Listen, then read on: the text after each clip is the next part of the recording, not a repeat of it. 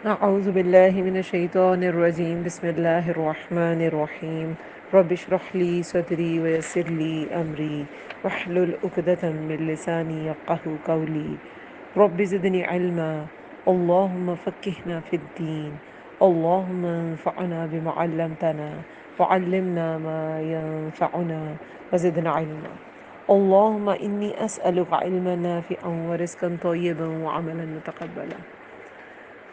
السلام علیکم ورحمۃ اللہ وبرکاتہ۔ اللہ تعالیٰ سب سننے والوں کو اپنی حفظ و امان میں رکھے، صحت اور ایمان کی بہترین حالت میں رکھے، آمین یا رب العالمین۔ آج کا ہمارا لیسن آیت نمبر 75 سے 146 تک ہے، سورۃ الصافات، پارہ ہے 23۔ ترجمہ اور تفسیر انشاءاللہ ساتھ ساتھ کریں گے۔ دیکھیں، لاسٹ لیسن میں سورہ صافات جو ہے وہ ساری ہی اس کا جو کور میسج ہے وہ توحید ہے اور اطاعت ہے، کیونکہ دیکھیں شروع ہوا یہ فرشتوں کے ذکر سے، ٹھیک ہے، اور وہ جو کوالٹیز ہیں انشاءاللہ ہم اینڈ پہ دوبارہ ان کوالٹیز کو ضرور ڈسکس کریں گے۔ تو ان کوالٹیز سے ذکر شروع ہوا۔ سب سے پہلے فرشتوں کا ذکر ہمیں اطاعت کی یاد دلاتا ہے کہ اللہ تعالیٰ نے فرشتوں کو اطاعت گزار بنایا ہے۔ وہ اللہ کے حکم سے صفیں باندھتے ہیں اور کہتے ہیں کہ جو جس طرح انسان عبادت کرتے ہوئے صف بستہ ہوتے ہیں، اسی طرح فرشتے بھی صفوں میں اللہ تعالیٰ کی عبادت کرتے ہیں، اور ڈانٹتے بھی اللہ تعالیٰ کے حکم سے ہیں۔ ہم نے پڑھا تھا کہ کس کس طرح ڈانٹتے ہیں، کہ یہ جو منکر نکیر ہیں وہ قبر میں ڈانٹتے ہیں، اور جو بد روح ہو اس کو جسم سے نکالتے ہوئے فرشتے ڈانٹ ڈانٹ کے نکالتے ہیں، اور جب فرشتے اوپر حفاظت پر ہوتے ہیں یا ان تک جو احکامات پہنچتے ہیں اور جنات انہیں اچکنے کی کوشش کرتے ہیں، تب بھی انہیں ڈانٹ پڑتی ہے اور شاب ثاقب بھی پڑتا ہے۔ اس کے علاوہ بادلوں کی ڈانٹ کا بھی ذکر ہے۔ سورہ رعد میں فرشتوں کو کیا کہا گیا ہے رات کے بارے میں، کہ رات ایک رائے ہے نا رات کے بارے میں، وہ یہ بھی ہے کہ یہ ایک فرشتہ ہے جو بادلوں کو ڈانٹتا ہے، یعنی کہ بادلوں کو ڈانٹ کے اللہ تعالیٰ کے حکم کے مطابق چلایا جاتا ہے۔ پھر فتالیات ہم نے ڈیٹیل سے پڑھا تھا کہ تلاوت قرآن جو ہے اس کا کس قدر اس کی فضیلت ہے، وہ اللہ تعالیٰ کی تلاوت، کیونکہ دیکھیں جو جبریل علیہ السلام کا جو میجر رول ہے وہ وحی الہی کو پہنچانا تھا، اور بھی بہت سے بڑے بڑے کام لیے گئے، لیکن وحی الہی انبیاء کو جو وحی پہنچائی جاتی تھی جبریل علیہ السلام کے ذریعے پہنچائی جاتی تھی، تو وہ تلاوت کر کے ہی پہنچاتے تھے نا۔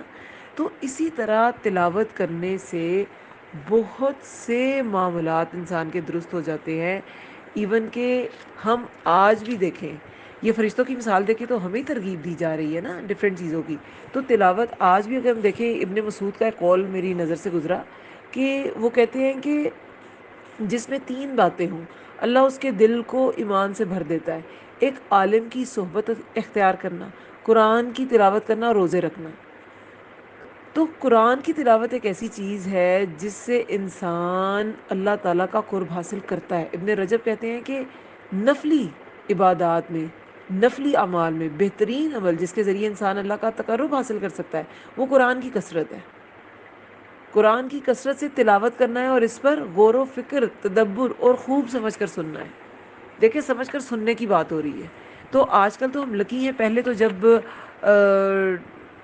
میڈیا اتنا ایکٹیو نہیں تھا، سوشل میڈیا کا دور نہیں تھا، ٹیپ ریکارڈرز ہوتے تھے، اور جب ٹیپ ریکارڈرز بھی نہیں تھے تب بھی تلاوت سننا، کوئی قاری ملتا تھا تو سنی جاتی تھی، ورنہ تلاوت سننا ایک مشکل کام ہے۔ یا ریکارڈنگ خود کر لو، وہ بھی ٹیپ ریکارڈرز کے زمانے میں، جس کے پاس ٹیپ ریکارڈر نہیں ہے وہ یہ بھی نہیں کر سکتا۔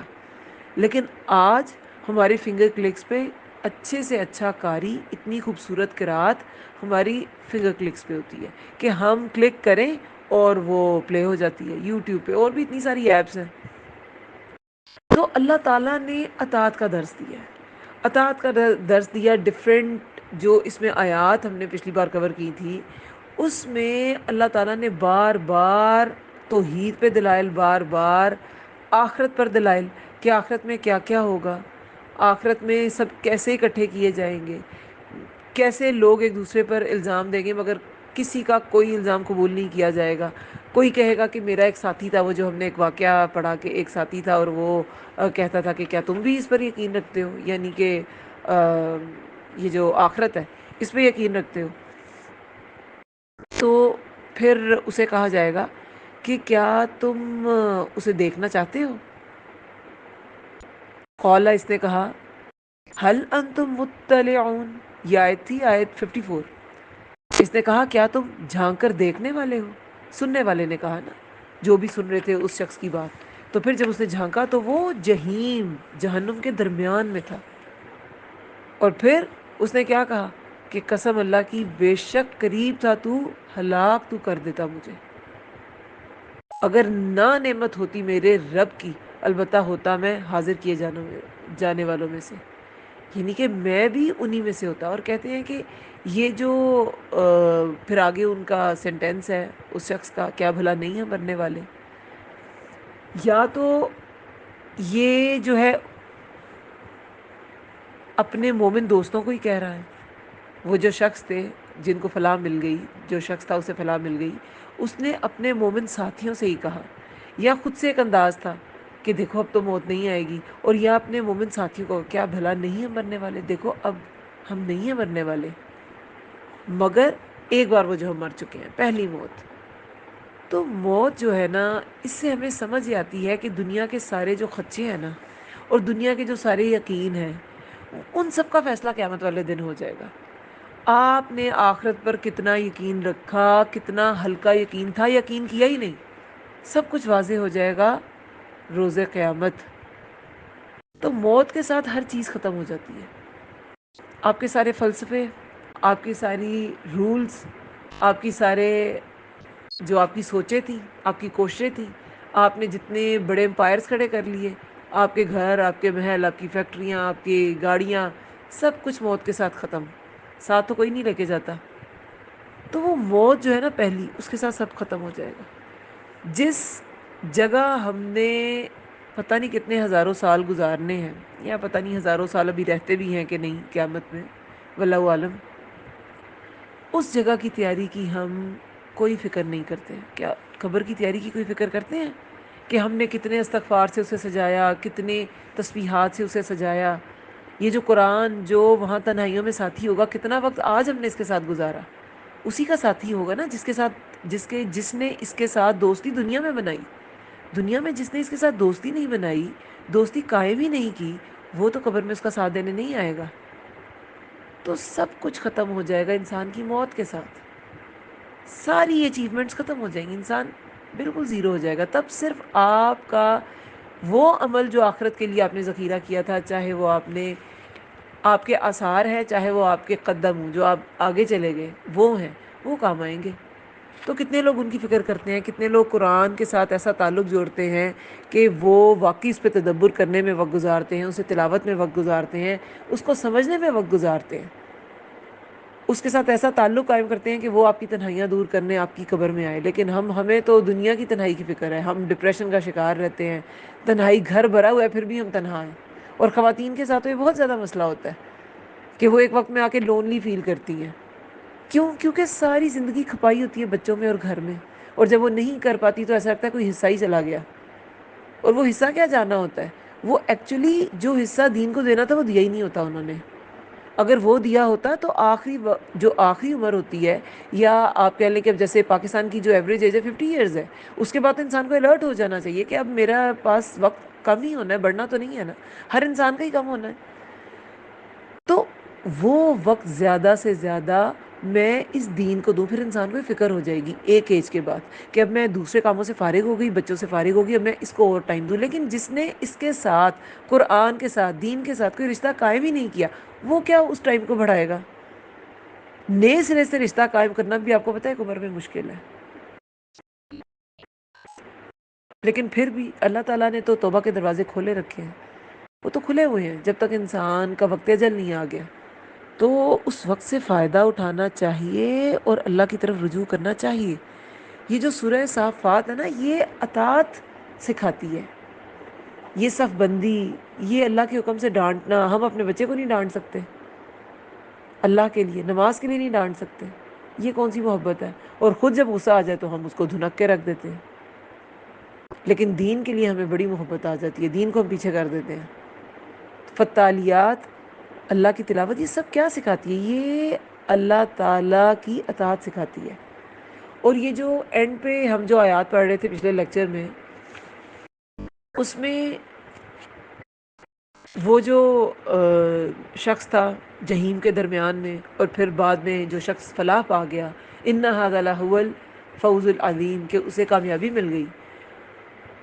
اب اس کے بعد اللہ تعالیٰ نے کہا ہے کہ اگر تم فلاح چاہتے ہو تو تمہیں چاہیے کہ تم عمل کرو. تو یہ عمل پہ ابھارا جا رہا ہے. سورہ صافات میں اللہ تعالیٰ نے اطاعت پہ ابھارا ہے، اطاعت پہ ابھارا ہے. اور اگر اطاعت نہیں کی تو زقوم کی بات ہے، اور پتہ نہیں. اور دیکھیں زقوم کتنی، اس کی ڈسکرپشن لاسٹ لیسن میں بھی گزری ہے. ایسا درخت جو جہنم، اس کی جڑ جہنم میں ہے. آگ سے کبھی کوئی درخت اگ سکتا ہے، دنیا میں نہیں ہو سکتا. لیکن اس کی کیا کڑواہٹ اور اس کا کیا، کیسا یہ عذاب والا، عذاب کا باعث یہ درخت ہوگا کہ اس کی جڑ ہی جہنم میں ہے، اور یہ جہنم میں اگے گا. دنیا میں ایسا نہیں ہے. دنیا میں زقوم جسے کہتے ہیں تھور کا درخت، وہ ڈیزرٹس میں یا ایسے علاقوں میں ہوتا ہے. وہ بھی کافی کڑوا ہوتا ہے. اس کے اندر سے وائٹ سا جو لکوڈ نکلتا ہے، وہ اگر کہیں باڈی پہ لگ جائے تو آپ کو وہ زہریلا ہوتا ہے، انفیکشنز ہو جاتے ہیں. لیکن یہ وہ درخت نہیں ہے جس کی جہنم میں جڑ ہے اور اس کی بات کی جا رہی ہے. اس کا تو ایک قطرہ گر جائے تو دنیا کے لوگوں کی زندگی تلخ ہو جائے گی، اور لوگوں کی معیشت خراب ہو جائے گی. اس کے بارے میں کیا کیا ہم نے پڑھا. ہمیں ڈر نہیں لگتا. ہم دنیا کی چیزوں سے اپنا پیٹ بھرنے میں لگے ہیں. ہمیں یہ خیال ہی نہیں کہ جس بھوک کی خاطر ہم کیا کیا کھا جاتے ہیں اور کس کس کا حق مار جاتے ہیں. یہ بھوک اگر ہمیں جہنم میں آ گیا، یہی آپ کی ضرورت، یہ جو آپ کی نیڈ ہے کھانے کی، تو ہمیں کیا ملے گا کھانے کو؟ ہمیں سوچتے ہی نہیں ہے. تو اللہ تعالیٰ نے اطاعت پہ ابھارا ہے کہ جو اطاعت نہیں کرے گا، اپنے آباء و اجداد کو پریفر کرے گا، اپنے فلسفوں کو پریفر کرے گا، تو پھر کیا ہوگا. حالانکہ منذر بھی آئے ان کے پاس، ڈرانے والے بھی آئے ان کے پاس، تو پھر دیکھو کیسا انجام ہوا. منذرین کا، منذرین آئے تھے، ڈرانے والے منذر زیر کے ساتھ. اور منذرین کا کیا انجام ہوا؟ منذرین ڈرائے جانے والے. میں نے یہ الیبوریٹ کیا تھا لاسٹ لیکچر میں. بچیں گے کون؟ اللہ کے مخلص لوگ. اینڈ والی جو آیت تھی لاسٹ لیسن کی، وہ اللہ کے مخلص لوگ، اس کی اینڈ والی آیت کا مطلب تھا مگر بندے اللہ کے جو خالص کیے ہوئے ہیں.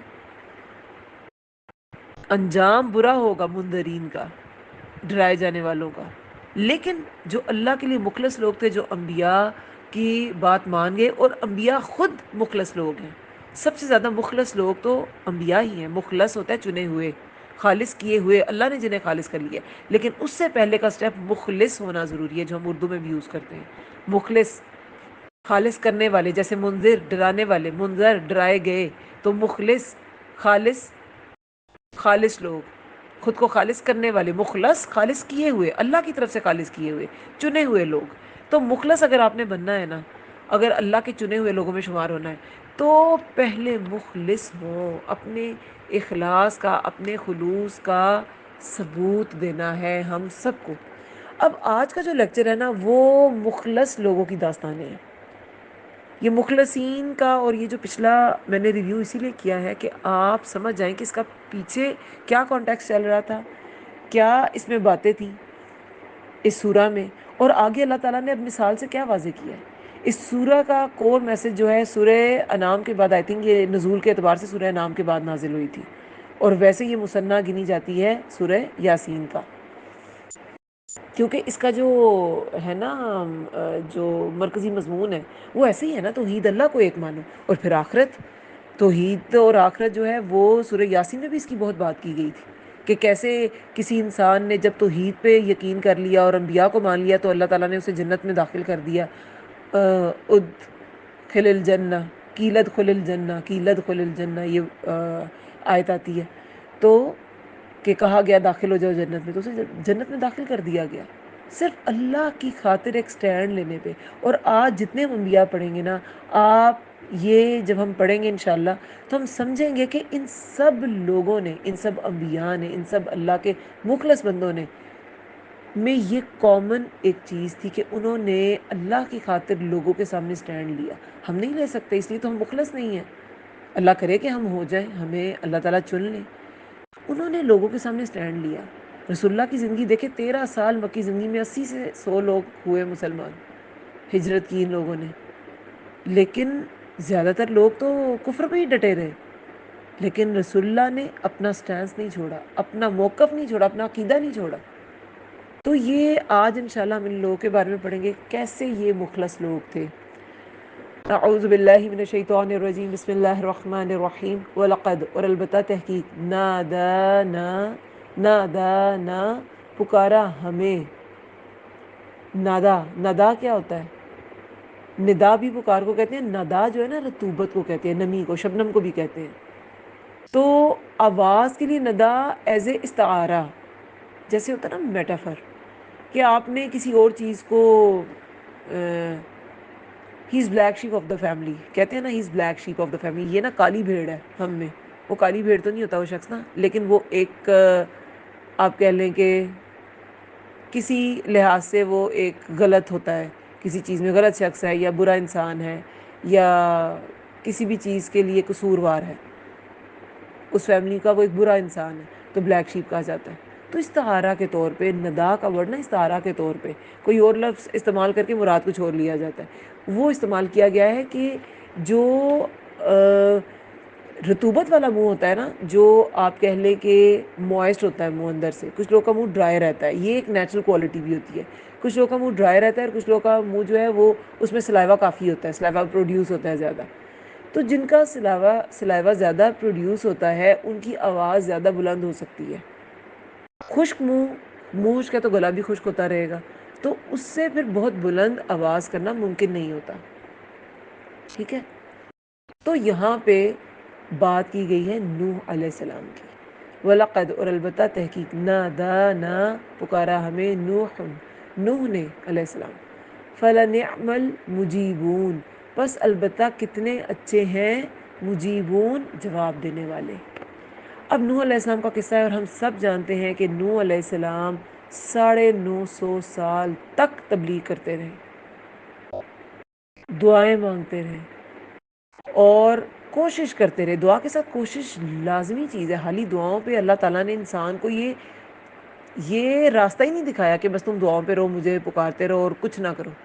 کوشش فرض ہے، توکل ہے ہی یہ کہ آپ کوشش کے بعد اللہ پہ بھروسہ کریں۔ آپ نے کوشش کی نہیں، کیونکہ اسباب کی دنیا، کوشش تو کرنی پڑے گی، تو وہ کوششیں بھی کرتے رہے، دعائیں بھی کرتے رہے، مگر قوم مان کے نہیں دیتی تھی۔ سورۃ القمر میں ذکر ہے کہ اس نے دعا کی، یا رب میں مغلوب ہو گیا، کافر مجھ پر غالب آ گئے، تو میری مدد فرما۔ آخر تھک کے پھر دعا کی، اور پھر تنگ پڑ گئے۔ اور یہ تنگ پڑنا، ہم سال 2 اگر تبلیغ کریں یا قرآن سکھائیں اور سننے والے میں ایک رتی بھر کا چینج نہ ہو، تو دیکھیں آپ کا کیا حال ہوتا ہے کہ میں نے اتنی محنت کی، میں اتنی دیر بولتی ہوں یا بولتا ہوں، اتنا میں اس کو آیات احادیث بتاتی ہوں یا بتاتا ہوں، اور یہ تو مان کے نہیں دیتا، تو انسان کی کیا حالت ہوتی ہے۔ 950 سال ایک عرصہ ہے، سورہ نوح میں آتا ہے، یا اللہ تو اس زمین پر کافروں کا کوئی گھر باقی نہ چھوڑ، کہ بس اب ان کو تباہ کر دے۔ تو نوح علیہ السلام نے پہلے ان کے اخلاص کی بات ہے، ٹھیک ہے، یہ اس سورہ میں کچھ واقعہ ڈیٹیل سے بتائے جائیں گے، کچھ نہیں ڈیٹیل سے بتائے جائیں گے۔ قرآن میں دیکھیں، سورہ نوح میں نوح علیہ السلام کا ذکر ہے، سورۃ القمر میں ہے، سورہ ہود میں ہے، کتنی ساری صورتوں میں ہے۔ اسی طرح آگے بھی ہم انبیاء کے بارے میں پڑھیں گے، موسیٰ اور ہارون علیہ السلام جو ہیں، ان دونوں کا ذکر بالکل تھوڑا سا آئے گا اس لیکچر میں، لیکن سورہ طٰہٰ میں ان کے باقاعدہ ڈائلاگز بھی ہیں۔ تو قرآن میں ایک ہی واقعہ جب بار بار ڈسکس ہو رہا ہوتا ہے، وہ واقعہ وہی ہوتا ہے، لیکن کسی جگہ جب وہ ڈسکس ہوتا ہے، اس کا ایک اینگل، اس پہ فوکس کیا جاتا ہے، اگلی جگہ پہ دوسرے اینگل پہ فوکس کیا جاتا ہے۔ فرعون اور موسیٰ علیہ السلام کے درمیان جو ڈائلاگز تھے سورہ طٰہٰ میں، اس پہ فوکس کیا گیا تھا کہ کیسے یہ جو کبائر ہیں، یہ جو بڑے لوگ ہیں، یا یہ جو متکبرین ہیں کسی معاشرے کے، وہ کیسے حق والوں کو دبانے کی کوشش کرتے ہیں، اور جو حق والے ہوتے ہیں ان کا کیا طریقہ ہونا چاہیے، انہیں کیسے اگنور کر دینا چاہیے، ان کو اور اپنے کام پہ فوکس کرنا چاہیے، تو اللہ کی مدد آتی ہے۔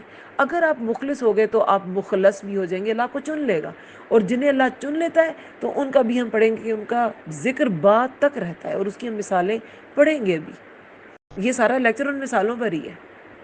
اچھا، نوح علیہ السلام نے اللہ کو پکارا، اور پھر بس کتنے اچھے ہیں ہم جواب دینے والے.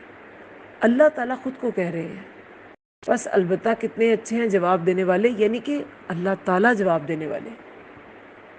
تو ہمیشہ دعا مانگتے ہوئے کبھی کبھی ہم خود شیکی ہوئے ہوتے ہیں کہ یہ میں مانگ تو رہی ہوں، یہ کیسے ہو سکتا ہے، یہ کیسے ہوگا. تو کبھی نہ یہ سوچیں، کیونکہ مجیبون جواب دینے والی تو اللہ کی ذات ہے. ہم مانگنے والے کمزور ہیں، ہمارے لیے بہت سی چیزیں مشکل ہیں، امپاسبل ہیں، لیکن اللہ تعالیٰ جو جواب دینے والا ہے اس کے ہاں کچھ بھی مشکل نہیں ہے. حدیث میں آتا ہے نا، بے شک دعا فائدہ دیتی ہے. اس کے بارے میں بھی جو کچھ نازل ہو چکا اور اس کے بارے میں بھی جو نہیں اترا. بس اللہ کے بندو تم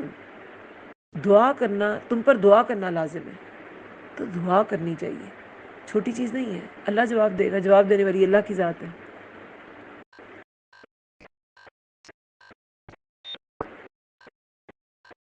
پھر آیت نمبر 76 میں ہے وَنَجَّيْنَاهُ، اور نجات دی ہم نے اسے.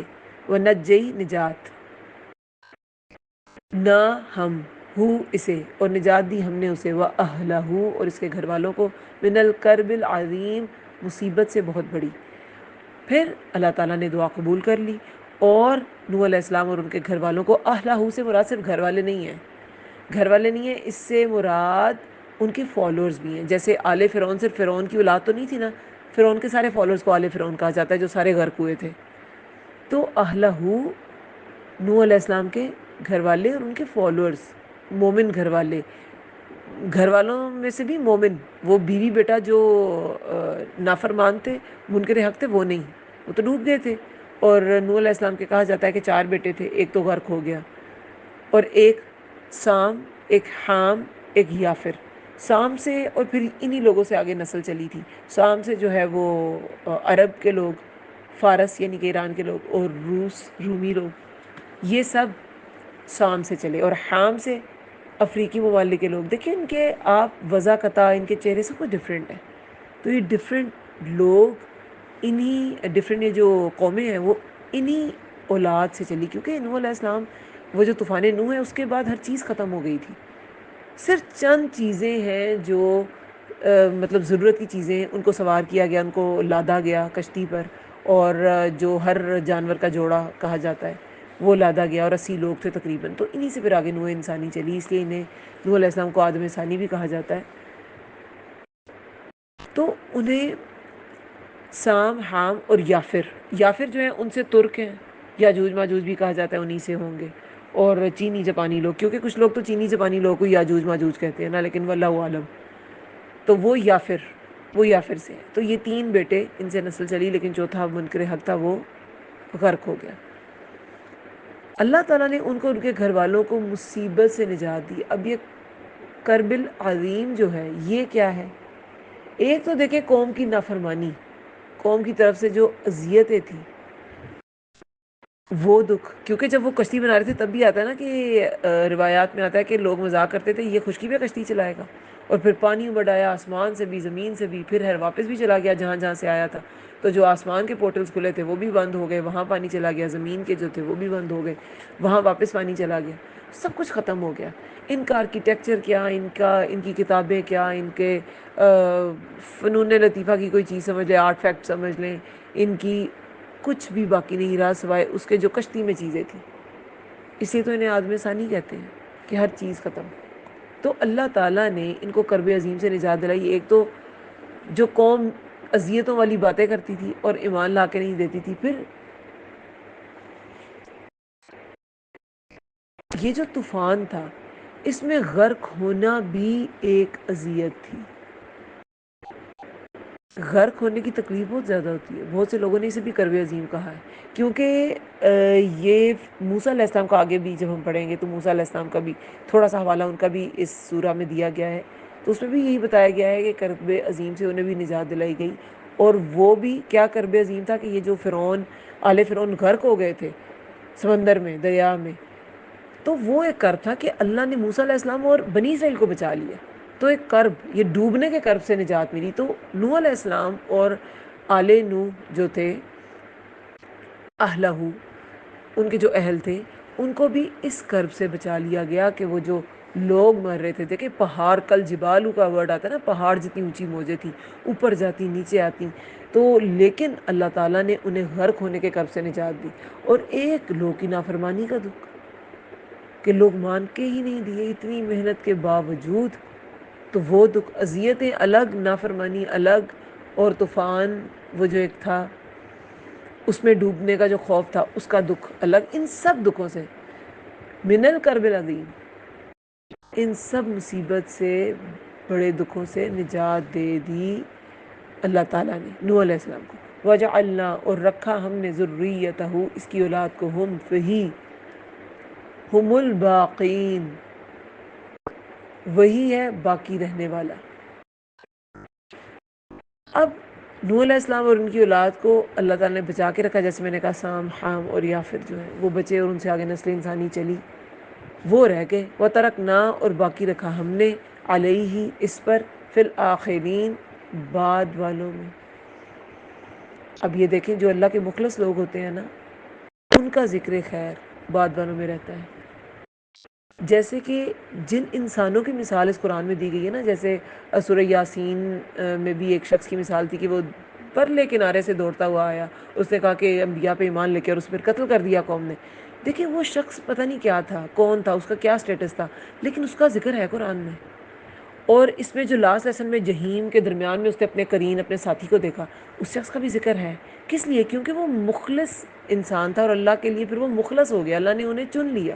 ان کا تذکرہ قرآن میں کیا، انبیاء کا تو کیا ہی ہے. یہ آج ہم تذکرے سارے انبیاء کے پڑھیں گے تو وہ تو ہے ہی، لیکن اس سے پتہ کیا چلتا ہے کہ کسی بھی اچھے انسان کا، جو انسان اللہ کے لیے خالص ہو کے کام کرتا ہے، وہ کام ہی صرف اللہ کی رضا کے لیے کرتا ہے، اللہ تعالیٰ اس کا ذکر بعد والوں میں رکھتے ہیں.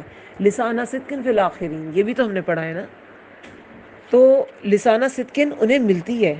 یہ بھی ابراہیم علیہ السلام کی دعا کا بھی ہم ذکر کریں گے. یہ سورہ شعراء میں آتی ہے نا، آیت نمبر 83 سے سٹارٹ ہوتی ہے. ربی حب لی حکما الحقنی بالصالحین واجعل لی لسان صدق فی الآخرین واجعلنی من ورثۃ جنت النعیم. تو یہ جو لسانہ صدقن ہے، یہ اللہ تعالیٰ کی ایک بہت بڑی عطا ہے، جو انسان کی خالص نیت کی وجہ سے ملتی ہے، اس کی قربانیوں کی وجہ سے اسے ملتی ہے. اس کا ذکر خیر باقی رہتا ہے. تو ان کا بھی، اور باقی رکھا ہم نے، علیہ، اس پر، بعد والوں میں، فی الآخرین، بعد والوں میں. آخر، جو آخری وقت تک ہو انہیں کہیں گے آخرین، آخری لوگ. آخر جو ہے اگر خا پہ زبر ہو تو وہ دوسرے، ان کا آخرین کا بھی یہ بھی ذکر آتا ہے 82 میں.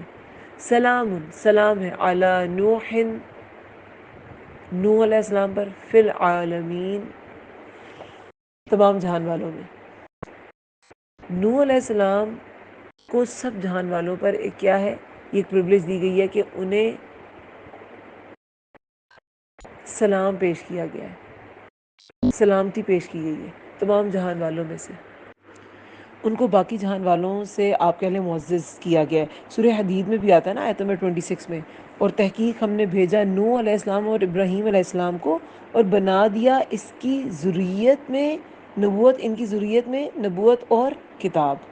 تو نبوت، اب دیکھیں ابراہیم علیہ السلام تو ہم جانتے ہیں کہ ان کی آگے نسل سے انبیاء آئے، اسحاق علیہ السلام سے بہت سے انبیاء آئے، اور اسماعیل علیہ السلام کی نسل سے رسول اللہ صلی اللہ علیہ وسلم آئے.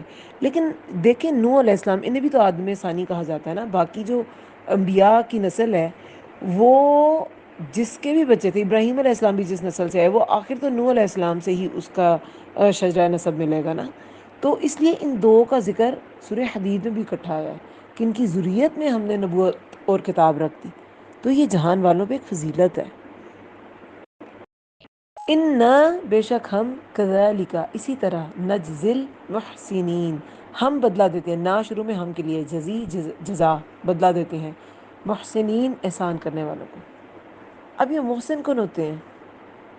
احسان کرنے والے، محسن، حسن پر کام کرنے والے، ہر کام کو خوبصورتی سے کرنے والے. کام دکھنے میں بھی، عملاً بھی اچھا، اس کی نیت بھی اچھی، اس کے پیچھے احسان بھی، یعنی عدل سے بڑھ کے آپ نے معاملہ کیا. عدل سے اوپر جا کے معاملہ کیا، پھر قربانی کے درجے پہ کیا، ایکسیلنس پہ کام کیا، حق ادا کر کے کیا، اور نیت بھی خالص اطاعت کے ساتھ بھی کیا، محبت کے ساتھ بھی کیا، بہترین طریقے پہ کیا، رسپانسبلٹی کے ساتھ کیا، پیشن بنا کے کیا، کیا کتنی ساری کوالٹیز آ جاتی ہیں نا تو جو کام کو خوبصورت بناتی ہیں۔ لیکن ایک چیز جو محسنین کی صفت ہے نا، جو آپ ان سب انبیاء میں دیکھیں گے، جو ہم نے انشاءاللہ آج ہم پڑھیں گے، کہ کام کا حسن ہے تو مگر اللہ کے لیے۔ کام کا حسن بھی اگر آپ نے خوبصورتی پر کام کیا ہے، اچھے طریقے پہ کیا ہے تو اللہ کے لیے کیا ہے، اور اگر آپ اللہ کے لیے کام کو اچھے طریقے پہ، احسن طریقے پہ کرتے ہیں تو وہ سکون کا باعث ہے۔ اگر آپ دنیا کے لیے کرتے ہیں تو دنیا میں تو کرٹکس ہوں گے ہی ہوں گے۔ اگر انبیاء کو کوئی کرٹیسائز کر سکتا ہے تو ہم آپ کس کھیت کی مولی ہیں؟ وہ تو آپ پرفیکشن کو کبھی لے ہی نہیں سکتے۔ سکون کا باعث وہ کام ہوگا جب آپ نے اس کو حسن پر کیا، احسن درجے پہ کیا، مگر اللہ کے لیے کیا۔ پھر آپ کو یہ ہوگا اللہ نے دیکھ لیا، بس بات ختم۔ دنیا میں کوئی دیکھے نہ دیکھے فرق ہی نہیں پڑے گا۔ ہم کتنے اچھے اچھے کام کرتے ہیں، بہت سے لوگ ہمیں کریڈٹ نہیں دیتے، اور کبھی کبھی تو ایسے ہوتا ہے کہ بڑا زبردست طریقے سے کریڈٹ خود لے جاتے ہیں آپ کے کام کا۔ ایسے ہوتا ہوگا، کبھی نہ کبھی سب نے ایکسپیرینس کی ہوگی یہ چیز۔ حالانکہ ٹھیک نہیں ہے، لیکن ہوتا ہے، یہ دنیا میں تو ایسی ہے نا، مشقتیں ہیں، آزمائشیں ہیں جگہ جگہ۔ لیکن اللہ کے لیے دنیا کا بھی اگر کوئی کام کیا مگر نیت اللہ کے لیے، تو آپ یہ سیلف پروجیکشن سے نکل آئیں گے۔ یہ محسن کی صفت ہے۔ ان سب لوگوں نے، نوح علیہ السلام نے 950 سال، 100 سال جب کر لی ہوگی تو آپ کا کیا خیال ہے ان کا دل خراب نہیں ہوتا ہوگا لوگوں کے انکار پہ؟ لیکن کیا تھا دل میں، کیا ایک چیز تھی؟ اللہ کی اطاعت، اللہ کے لیے کر رہا ہوں، اللہ کے لیے کرنا ہے۔ آگے ابراہیم علیہ السلام کا ذکر ہے، پوری قوم سے ٹکر لے لی، کیوں؟ اللہ کے لیے۔ موسیٰ علیہ السلام نے ساری قوم سے، پورے آل فرعون سے ٹکر لے لی، کیوں؟ اللہ کے لیے۔ سب کے سامنے کھڑے ہو گئے۔ ایک تو میں نے کہا تھا کہ آپ جو مخلصین کی صفت پڑھیں گے وہ یہ کہ وہ سب کے سامنے ڈٹ جاتے تھے، وہ کس سے ڈرتے نہیں تھے حق بات کہنے کے لیے، اور کام جو بھی کرتے تھے وہ اللہ کے لیے کرتے تھے، اس لیے وہ مخلص بھی تھے اور محسنین بھی تھے۔ 81 آیت میں ہے، انہو بے شک وہ، من عبادنا المؤمنین ہمارے بندوں میں سے تھا جو مومن ہے۔ اب ہم کیا کہتے ہیں؟ پہلے ایمان لے آئیں، ایمان کو ذرا پختہ کریں، اور پھر ہم آہستہ آہستہ یہ لیولز ادا کریں گے، اور پھر احسان کے درجے کو آہستہ آہستہ پہنچیں گے، پھر ہمارا ایمان اچھے لیول کا ہوگا، ہے نا؟ شروع کیسے کرتے ہیں کہ پہلے عقائد کو اسٹرانگ کر لیں، نماز روزہ زکوٰۃ کر لیں۔ اب یہاں پہ محسنین کو کہا گیا ہے کہ بے شک وہ ہمارے بندوں میں سے تھا، یہ نوح علیہ السلام کے بارے میں کہا گیا ہے جو مومن ہے، یعنی کہ یہ مومن ہی ہے جو احسان پر معاملہ کرتے ہیں۔ اگر کوئی مومن محسن نہیں ہے تو اس کا ایمان بھی زیادہ دیر تک قائم نہیں رہے گا۔ وہ محسن ہوگا تو ایمان میں بھی بڑھتا رہے گا۔ بے شک وہ ہمارے بندوں میں سے تھا جو مومن ہے۔ ثم پھر اغرقنا الآخرین غرق کیا ہم نے آخرین دوسروں کو۔ نوح علیہ السلام کے علاوہ باقی سب ڈوب گئے، نوح علیہ السلام اور ان کے اہل کے علاوہ، یعنی ان کے جو مومن گھر والے تھے اور جو باقی مومنین ان کے فالوورز تھے، ان کے علاوہ سب غرق ہو گئے۔ ہر چیز، میں نے کہا نا کہ ہر چیز ہی غرق ہو گئی، صرف لوگ نہیں، ان کی ساری معیشت، ان کی کاروبار، ان کے گھر، ان کے کیا کپڑوں کے سٹائل تھے، کیا ان کے باتوں کے سٹائل تھے، ان کا اسکرپچر، سب کچھ ختم، کتاب میں سب کچھ ختم۔ وَإِنَّ اور بے شک من شیعتہ اس کے گروہ میں سے لَإِبْرَاہِیم البتہ ابراہیم تھا۔ اب ابراہیم علیہ السلام، ان کی زندگی پہ تھوڑی سی روشنی ڈالی گئی ہے، ان کے لیے کچھ آیات ہیں، ان کی قربانی کی مثال ہے کہ وہ بھی نوح علیہ السلام کی طرح تھے، وہ بھی انہی کے گروہ کے تھے، وہ بھی ایسے ہی قلب سلیم والے تھے، اور بے شک اس کے گروہ میں البتہ ابراہیم تھا۔ شیعتی ہی جو ہے نا، اس کا روٹ ورڈ شین یا عین ہے.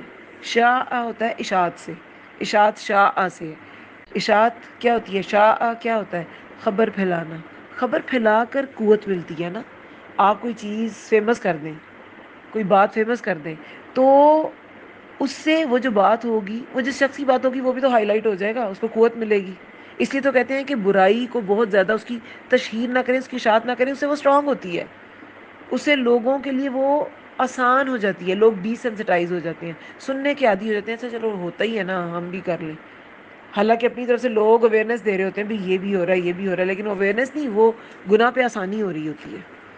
ٹھیک ہے اویئرنیس کی حد تک تو ٹھیک ہے، مگر ہر وقت ایک ہی ریکارڈ کوئی ایسی خبر آ گئی ہے تو اس کو چلاتے رہنا، اور ہر وقت ایک اذیت کا سامان جس کی خبر ہے اس کے لیے بھی، اور باقی جو ایسی ذہن کے لوگ ہوتے ہیں کہ جو نیگیٹو چیز نکال لیتے ہیں کسی بھی واقعے سے، ان کے لیے بھی یہ بہت خطرناک ہو جاتا ہے. تو یہاں پہ شیعاتی ہی، اس سے مراد وہی گروہ ہے جو قوت دے. گروہ یا ہم خیال لوگ جن سے قوت ملتی ہے، کیونکہ اشاعت سے ہے نا، اور اشاعت سے خبر پھیلانے سے بھی قوت ملتی ہے. تو پھر یہ شیعہ جو ورڈ ہے وہ گروہ کے لیے بھی استعمال ہونے لگا. کا مطلب پیچھے پیچھے چلنا. تو بے شک اس کے گروہ میں سے البتہ ابراہیم تھا، یعنی کہ نوح علیہ السلام کی طرح ابراہیم علیہ السلام بھی ایک مخلص بندے تھے. وہ بھی، ان کا بھی ذکر بعد والوں میں اللہ تعالیٰ نے قائم رکھا، وہ بھی مومن بندے تھے. جب وہ آیا ربہ، اپنے رب کے پاس، بقلب سلیم، ساتھ سلامت دل کے. ابراہیم علیہ السلام اللہ کے پاس یعنی اللہ تعالیٰ کی طرف رجوع کرتے ہوئے آئے.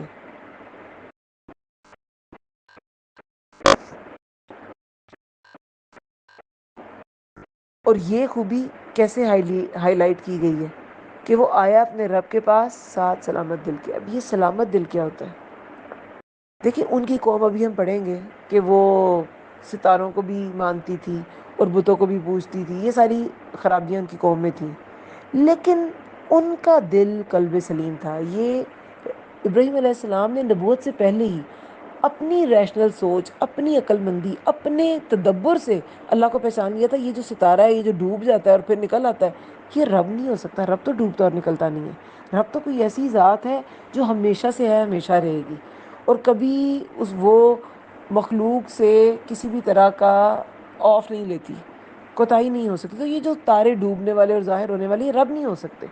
تو قلب سلیم ہر طرح کی آفات سے، دنیاوی علائشوں سے پاک دل، دنیا اور نفس کی خواہشات سے پاک دل. آپ یہ سمجھ لیں کہ قلب سلیم جو ہے نا، وہ ایسا دل ہے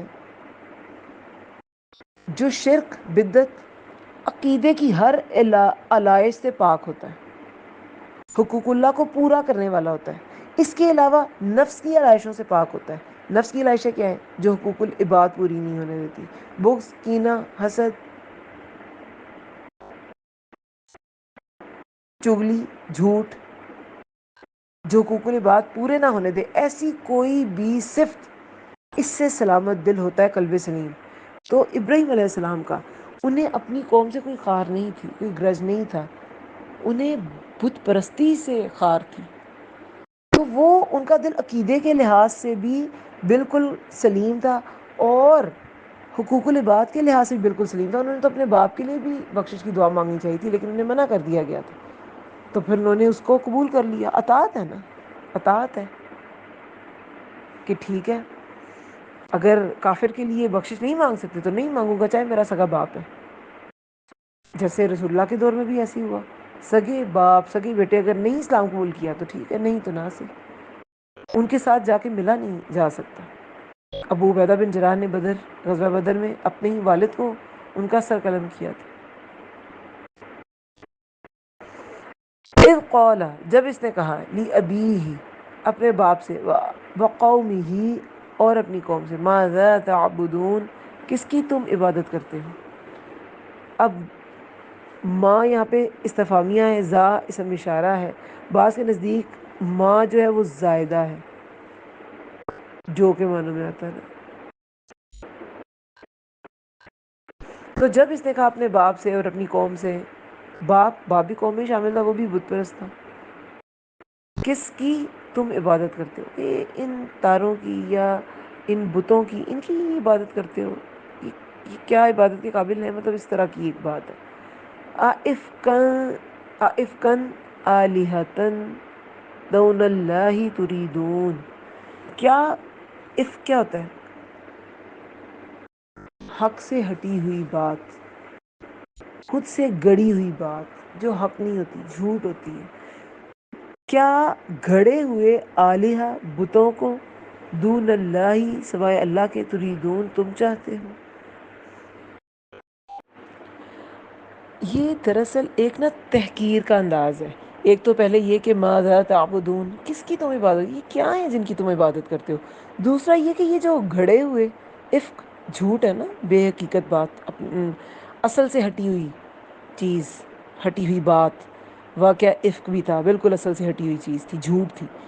تو یہ جھوٹے معبود، جھوٹے الہ سوائے اللہ کے تم انہیں چاہتے ہو. تریدون کا روٹ ورڈ ہوتا ہے را واو دال. تو ان کو چاہتے ہو.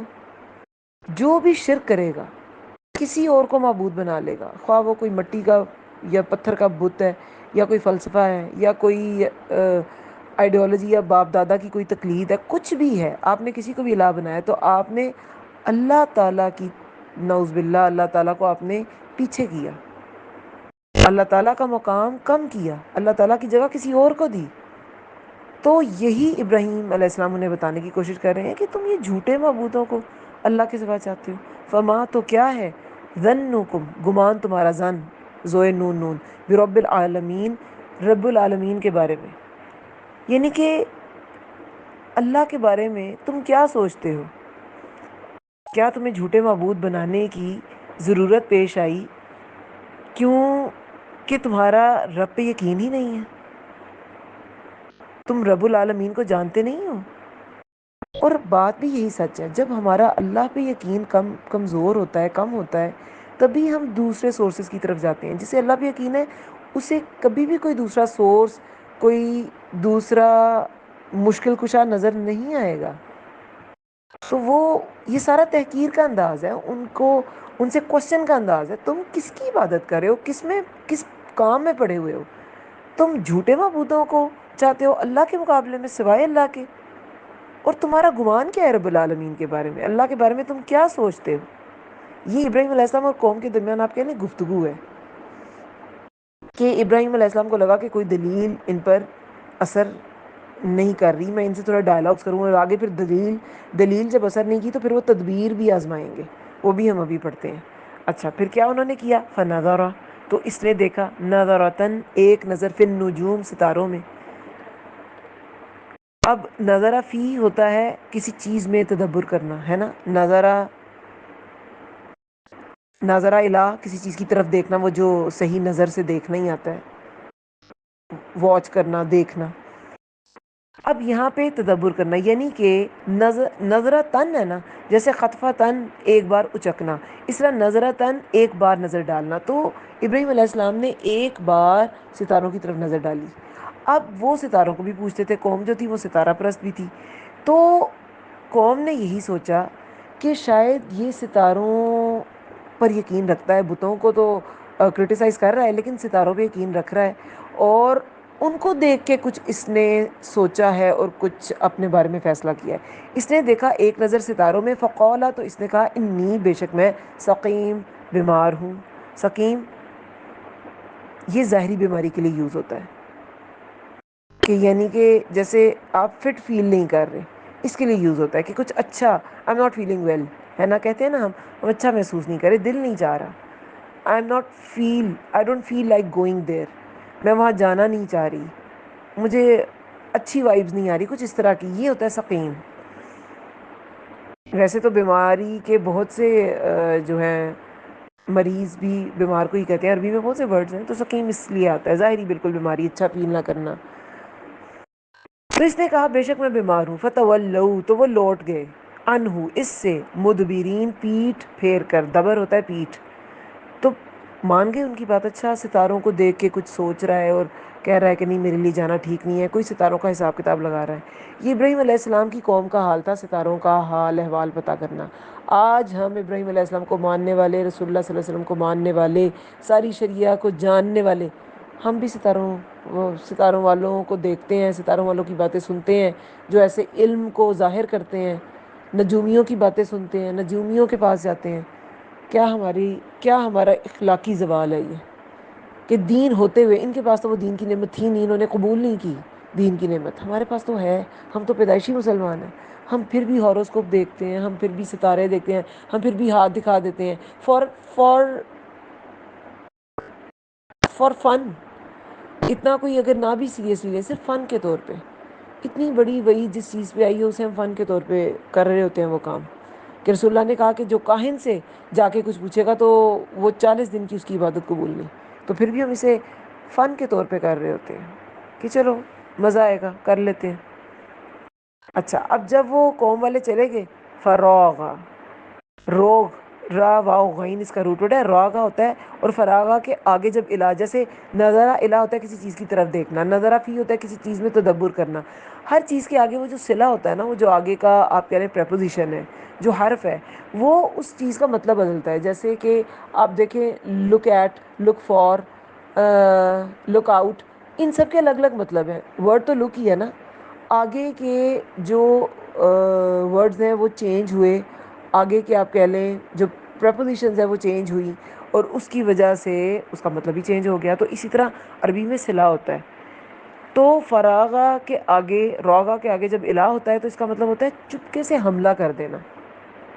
فراغ الی آلہتہم, تو وہ چپکے سے گیا طرف ان کے الہوں کے. فقولا, پھر اس نے کہا, الا, کیا نہیں, تاکلون, تم کھاتے, کہ ان جھوٹے معبودوں سے پوچھا کہ تم کھاتے نہیں ہو. کھاتے تو وہ تھے نہیں تو بت تھے. ماں, کیا ہے, لکم, تمہیں, لا تنطقون, نہیں تم بولتے. اب نطق جو ہے یہ بھی بولنے کے لیے آتا ہے, نون توئے قوف, اور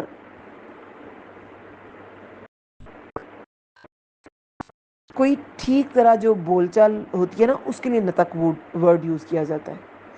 کہ ابراہیم علیہ السلام نے کہا نہ تم بولتے ہو نہ کھاتے ہو, تم کچھ کرتے ہی نہیں ہو, پھر کیا کیا. اچھا یہ تو کچھ نہیں کر رہے کہ اپنا دفاع بھی نہیں کرنے والے. فروغا, پھر وہ جا پڑا, یعنی کہ وہی نا چھپ کے حملہ کر دیا, جا پڑا, علیہم, ان پر, ضربم بالیمین, ضرب لگاتے ہوئے دائیں ہاتھ سے. پھر انہوں نے جا کے ان کو توڑ دیا. فاقبلوا, تو وہ متوجہ ہوئے, الیہ, طرف اس کے, یزفون, یزفون, زف, زا فا, فا اس کا روٹ ورڈ ہے. زف کیا ہوتا ہے,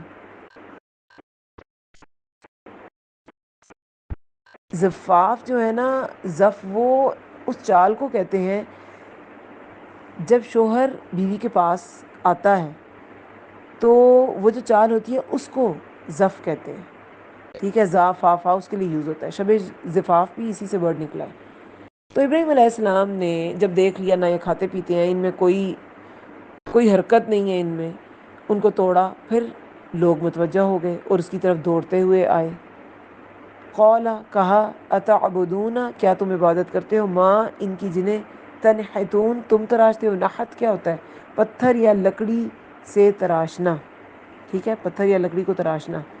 تو تنحتون, کہ تم ان کی عبادت کرتے ہو جنہیں تم تراشتے ہو. واللہ, اور اللہ نے, خلقکم, پیدا کیا تمہیں, وما, اور اسے, جو تعملون, تم کرتے ہو. یعنی جن کی تم عبادت کرتے ہو انہیں بھی اللہ ہی نے پیدا کیا ہے, اور جو تم خود ہو تمہیں بھی اللہ ہی نے پیدا کیا ہے.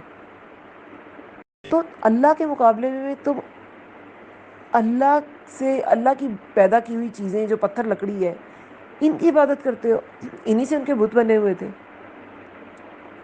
قولو, انہوں نے کہا, قولوا بنو, انہوں نے کہا بناؤ, لہو, اس کے لیے, بنیانا, ایک عمارت, فالقوہ, پھر ڈال دو اسے, فی الجحیم, دہکتی آگ میں. اب یہ بنیان عمارت کو کہتے ہیں, مگر یہاں بہت بڑی بھٹی یا الاؤ مراد ہے, کہ بنیانہ ہم نے پہلے بھی اسے ڈیٹیل سے پڑھا تھا کہ اسلام میں کس طرح کی عمارتیں بنانے کا تصور ہے، کس کو اپریشیٹ کیا گیا اور کس کو نہیں کیا گیا. تو بنیانہ وہاں بھی ورڈ آیا تھا.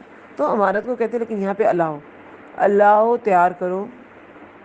کہتے ہیں کہ خفیہ طور پر الاؤ تیار کیا گیا. قوم نے چال چلی کہ لکڑیاں اکٹھی کی گئیں، اور ان کا باپ جو تھا آزر وہ پیش تھا اس کام میں، وہ بھی 7 لکڑیاں اکٹھی کر رہا تھا ابراہیم علیہ السلام کو جلانے کے لیے. تو الاؤ تیار کیا، انہوں نے یہی سوچا. اور اس کی باقی ڈیٹیل جو ہے وہ دوسری جگہوں پہ قرآن میں آتی ہیں کہ انہوں نے یہ توریا سے کام لیا تھا کہ جب وہ آگے انہوں نے پوچھا ہے کس نے توڑا، تو انہوں نے بڑے بت کے اوپر وہ کلہاڑا یا وہ جو بھی ٹول تھا جسے وہ توڑا اسے رکھ دیا کہ اس سے پوچھ لو کہ کس نے توڑا ہے. یعنی کہ انہوں نے توریا کیا ہوتا ہے؟ توریا جھوٹ نہیں ہوتا. توریا ہوتا ہے فیکٹ کو چھپانا. جھوٹ ہوتا ہے بات کو بدل دینا. آپ نے فیکٹ کو بدل دیا، بات کو ریپلیس کر دیا کسی دوسری بات سے. توریا ہوتا ہے بات کو چھپانا، اور وہ بھی کسی خاص مقصد کے لیے ہونا چاہیے. توریا ایسی نہیں آپ خواہ توریا کرتے پھرے، نہیں، اس کے جان کا خطرہ ہے یا شرعی یا دینی مقاصد ہیں، اس کے لیے آپ توریا کر سکتے ہیں، اپنی جان بچانے کے لیے کر سکتے ہیں. کوئی مقصد ہونا چاہیے توریا کا. کسی میں صلح کرانی ہے تو آپ کسی اندر کوئی فیکٹ جو کسی کو تکلیف دے رہا ہے یا ان کے معاملے کو خراب کر سکتا ہے، آپ اس فیکٹ کو چھپا سکتے ہیں. تو ایسی چیزیں، یہ توریا. اور رسول اللہ کی زندگی سے بھی ہمیں کچھ مثالیں ملتی ہیں. کعب بن مالک روایت کرتے ہیں کہ رسول اللہ صلی اللہ علیہ وسلم جب جہاد کے لیے نکلتے تو ہمیشہ دوسری جگہ کی طرف جاتے اور پھر اصل جگہ کا راستہ لیتے، تاکہ دشمن کو اندازہ نہ ہو کہ کہاں جانے کے ارادے ہیں. جب فتح مکہ کے لیے رسول اللہ نکلے تھے تب بھی انہوں نے کہیں اور جانے کا راستہ اپنایا تھا کہ مکہ والوں کو بالکل بھی شائبہ نہ ہو کہ ہم مکہ کی راہ لے رہے ہیں. تو یہ عملی توریا تھا، ٹھیک ہے. اور ابراہیم علیہ السلام نے قولی توریا کیا تھا، بات سے توریا کیا کہ اس سے پوچھ لو. لیکن وہ جو تھا بت، وہ تو بتا نہیں سکتا تھا. اور یہ ہم نے ڈیٹیل سے پڑھا ہے کہ ایک کچھ لمحوں کو ان کو روشنی ملی، انہیں سمجھ آئی، لیکن پھر ان کے اوپر جو ہے وہی جذبات غالب آ گئے. ان کی وہ جو ایک قومی تعصب تھا اور وہ جو ایک قومی ان کی حمیت تھی وہ غالب آ گئی کہ نہیں، ہم اپنے باپ دادا کا طریقہ نہیں چھوڑیں گے. تو پھر انہوں نے کیا کیا، انہوں نے لکڑیاں اکٹھی کیں اور ان کے لیے ایک الاؤ تیار کیا. انہوں نے کہا بناؤ اس کے لیے بنیاناً ایک عمارت، پھر ڈالو اسے فی الجحیم، دہکتی آگ میں. فارادو، تو انہوں نے ارادہ کیا، بہی، ساتھ اس کے، کئی دن، چال چلنے کا. فجعلناہم الاسفلین، چال چلنے کا، تو کر دیا ہم نے انہیں، تو جعلا، کر دیا، نا، ہم نے، ہم، انہیں، تو کر دیا ہم نے انہیں اسفلین، سفل، نیچے، اور اسفل، سب سے نیچے. اسفلین، سب سے نچلا، یعنی کہ ان کو بالکل ہم نے نامراد کر دیا. یہ واقعہ جو ہے بابل، عراق کے شہر میں پیش آیا تھا. اور پھر اس کے بعد ابراہیم علیہ السلام نے ہجرت کر لی تھی. اللہ تعالیٰ نے ان کے جو سارا ان کی قوم کا پروپیگنڈا تھا اس کو ناکام کیا. اور وہ جو آگ تھی وہ، اب قرآن میں ایک اور جگہ پہ آتا ہے کہ ہم نے حکم دیا کہ تو ہو جا ٹھنڈی سلامتی والی. ایسی بھی ٹھنڈی نہیں، کیونکہ ٹھنڈ سے بھی انسان جل سکتا ہے. جہنم میں ایک ٹھنڈ والی جہنم بھی ہوگی جہاں پہ ٹھنڈ سے جلیں گے لوگ، تو سلامتی والی ہو گئی. اور پھر اللہ تعالیٰ نے محفوظ رکھا. اور اس کے آگے پھر کیا کیا جا سکتا تھا؟ اللہ تعالیٰ نے جب آگ سے ابراہیم علیہ السلام کو بچا لیا تو باقی کیا رہ گئی بات. تو اس لیے پھر قوم نے کہا کہ کیا اب اس کا اور کیا کرنا ہے. اور ابراہیم علیہ السلام نے بھی کہا کہ جو میری جان کے دشمن ہو گئے وہ میری بات کیا سنیں گے، جو مجھے دیکھ نہیں سکتے، مجھے برداشت اپنے درمیان رکھ نہیں سکتے، وہ میری بات کیا سنیں گے. پھر انہوں نے ہجرت کی، اور یہ اللہ کے لیے، اللہ کے دین کے لیے کی گئی پہلی ہجرت تھی، جو ابراہیم علیہ السلام نے اپنی بیوی سارہ علیہ السلام اور چچا زاد بھائی حضرت لوط علیہ السلام کے ساتھ کی تھی. اور پھر جب شام کی طرف وہ چلے گئے تھے تو پھر لوط علیہ السلام کو ایک الگ بستی کی طرف بھیجا گیا. انہوں نے وہاں انہیں اللہ تعالیٰ نے نبی مبعوث کیا اور انہوں نے وہاں تبلیغ کی. اور جو ابراہیم علیہ السلام تھے وہ شام فلسطین کی سائڈ پہ گئے. اور اس دوران پھر اسی ہجرت کے دوران فلسطین کی طرف جاتے ہوئے جو ان کی ہجرت تھی تو اس میں ان کی وہ جو ذکر آتا ہے کہ ہاجرہ علیہ السلام کے والد بادشاہ تھے. اور وہ واقعہ سارا آتا ہے کہ انہوں نے سارہ علیہ السلام کی طرف وہ بڑھے، لیکن اللہ نے وہ آگے بڑھ نہ سکے تو وہ ڈر گئے، انہوں نے توبہ کر لی، اور سارہ علیہ السلام کو انہوں نے اپنی بیٹی ہاجرہ علیہ السلام ایز اے گفٹ دی کہ آپ کی خدمت گزاری کے لیے، آپ اتنی نیک خاتون ہیں. اور سارہ علیہ السلام نے ان کا نکاح پھر حضرت ابراہیم علیہ السلام سے کرایا. اور وہ ساری سٹوری جو ہے وہ بہت بار ہم نے پہلے بھی یہ سارا جو داستان ہے وہ سنی ہے. تو پھر وہ چلے گئے، اور اس دوران ہجرت کے دوران کیا انہوں نے دعا مانگی دیکھیں. وقال، اور اس نے کہا، انی بے شک میں ذاہب جانے والا ہوں، الی ربی طرف اپنے رب کے، سیہدین ان قریب وہ رہنمائی کرے گا میری. اب جا تو رہے تھے فلسطین، جا رہا ہوں، اور کہہ وہ رہے ہیں کہ میں رب کی طرف جا رہا ہوں. عراق سے شام گئے تھے نا، لیکن اللہ کی خاطر گئے نا. تو یہی کہا کہ میں اللہ کے لیے جا رہا ہوں.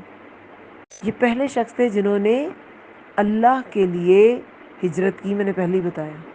تو اللہ کے لیے عنقریب وہ رہنمائی کرے گا میری، اور یقین کیا تھا کہ اللہ میری رہنمائی کرے گا. اب یہ جو مخلصین ہیں، ان کی کیا کیا کوالٹی سامنے آئی ہیں کہ یہ اللہ کے لیے خالص ہوتے ہیں. یہ لوگوں کے سامنے سٹینڈ لے لیتے ہیں، یہ لوگوں کے سامنے کھڑے ہوتے ہیں.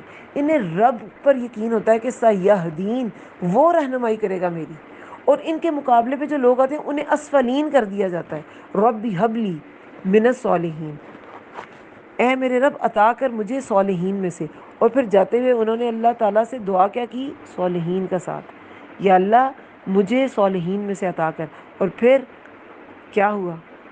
انہیں خبر دی گئی ایک حلیم بیٹے کی. یہاں پہ درمیان کے بہت سے واقعات جو ہیں وہ حذف کیے گئے ہیں، کیونکہ یہاں پہ صرف خالص ہونے، مخلص ہونے کو ہائی لائٹ کیا گیا ہے. اس ساری سورہ میں وہ پارٹ جس میں انسان کا اخلاص جو ہوتا ہے، ان انبیاء کرام کا اخلاص جو ہوتا ہے، صرف اس کو ہائی لائٹ کیا گیا ہے. ورنہ یہ واقعہ دوسری جگہوں پہ بھی بہت جگہ پہ قرآن میں آیا ہے، لیکن یہاں پہ ان کا اخلاص صرف اس پارٹ کو لیا گیا ہے. تو جب راستے میں انہوں نے دعا کی، فبشرناہ، تو خوشخبری دی ہم نے اسے، بغلام حلیم، ایک لڑکے کی جو بردبار تھا، یعنی کہ اسماعیل علیہ السلام کی. بیٹا بھی اور پھر حلیم بھی، نرمی والا بھی. حلم کیا ہوتی ہے؟ ایک نرمی جس کی وجہ سے انسان رسپونڈ نہیں کرتا بہت جلدی، نرم ہوتا ہے. اور علم کے ساتھ ہم اکثر کہتے ہیں علم ضروری ہے. علم کے بغیر علم کچھ نہیں ہے، کیونکہ علم بھی ایک طاقت ہے. اور کوئی بھی طاقت ڈسٹرکٹیو ہو سکتی ہے اگر اسے پازیٹیولی یوز نہ کیا جائے. تو علم کو پازیٹیولی یوز کرتا ہے علم. آپ کی حلیمی، آپ کی بردباری، آپ کا صبر، آپ کا فوراً رسپانس نہ دینا، یہ ہوتا ہے علم.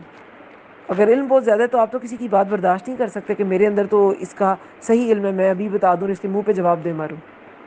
نہیں، علم کے ساتھ بھی علم بڑا ضروری ہے. تو خوشخبری دی ہم نے اسے ایک لڑکے کی جو بردبار تھا.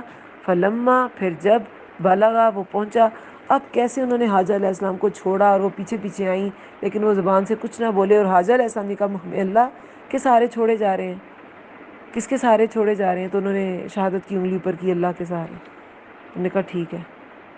تو کیسی تربیت کی کہ جب وہ اتنی بڑی ڈیمانڈ کریں گے اور اپنا خواب سنائیں گے تو وہ کیا کہیں گے ان کے بیٹے اسماعیل علیہ السلام. کیسی تربیت تھی. یہ فیضان نظر تھا یا مکتب کی کرامت؟ سکھائے کس نے اسماعیل کو آداب فرزندی؟ تو یہ آداب مائیں سکھاتی ہیں، باپ کی فرما برداری مائیں سکھاتی ہیں. جو مائیں بچوں کو فرما بردار بنانا چاہتی ہیں اپنا بھی، وہ انہیں باپ کی فرما برداری ضرور سکھائیں. اور جو نہیں سکھاتی ہیں، جو خود اپنی ہمدردیاں سمیٹنے کے لیے باپ کو برا بنا دیتی ہیں، یقین کریں ایک وقت میں وہ، کیونکہ باپ اکثر اتنے برے ہوتے نہیں جتنی مائیں شو کرتی ہیں، تو پھر بچہ کیا سمجھتا ہے ماں بھی ٹھیک نہیں ہے، یہ غلط بتاتی تھی، جھوٹ بولتی تھی، یہ بھی ٹھیک، دونوں ہی ٹھیک نہیں ہیں. اور ایک اگر اچھا سمجھ بھی لیں آپ کو، تو ایک کا اچھا ہونا اور ایک کا اچھا نہ ہونا اگر بچے کے ذہن میں کچھ ایسا ہے تو وہ اس کو کانفیڈنٹ نہیں بناتا.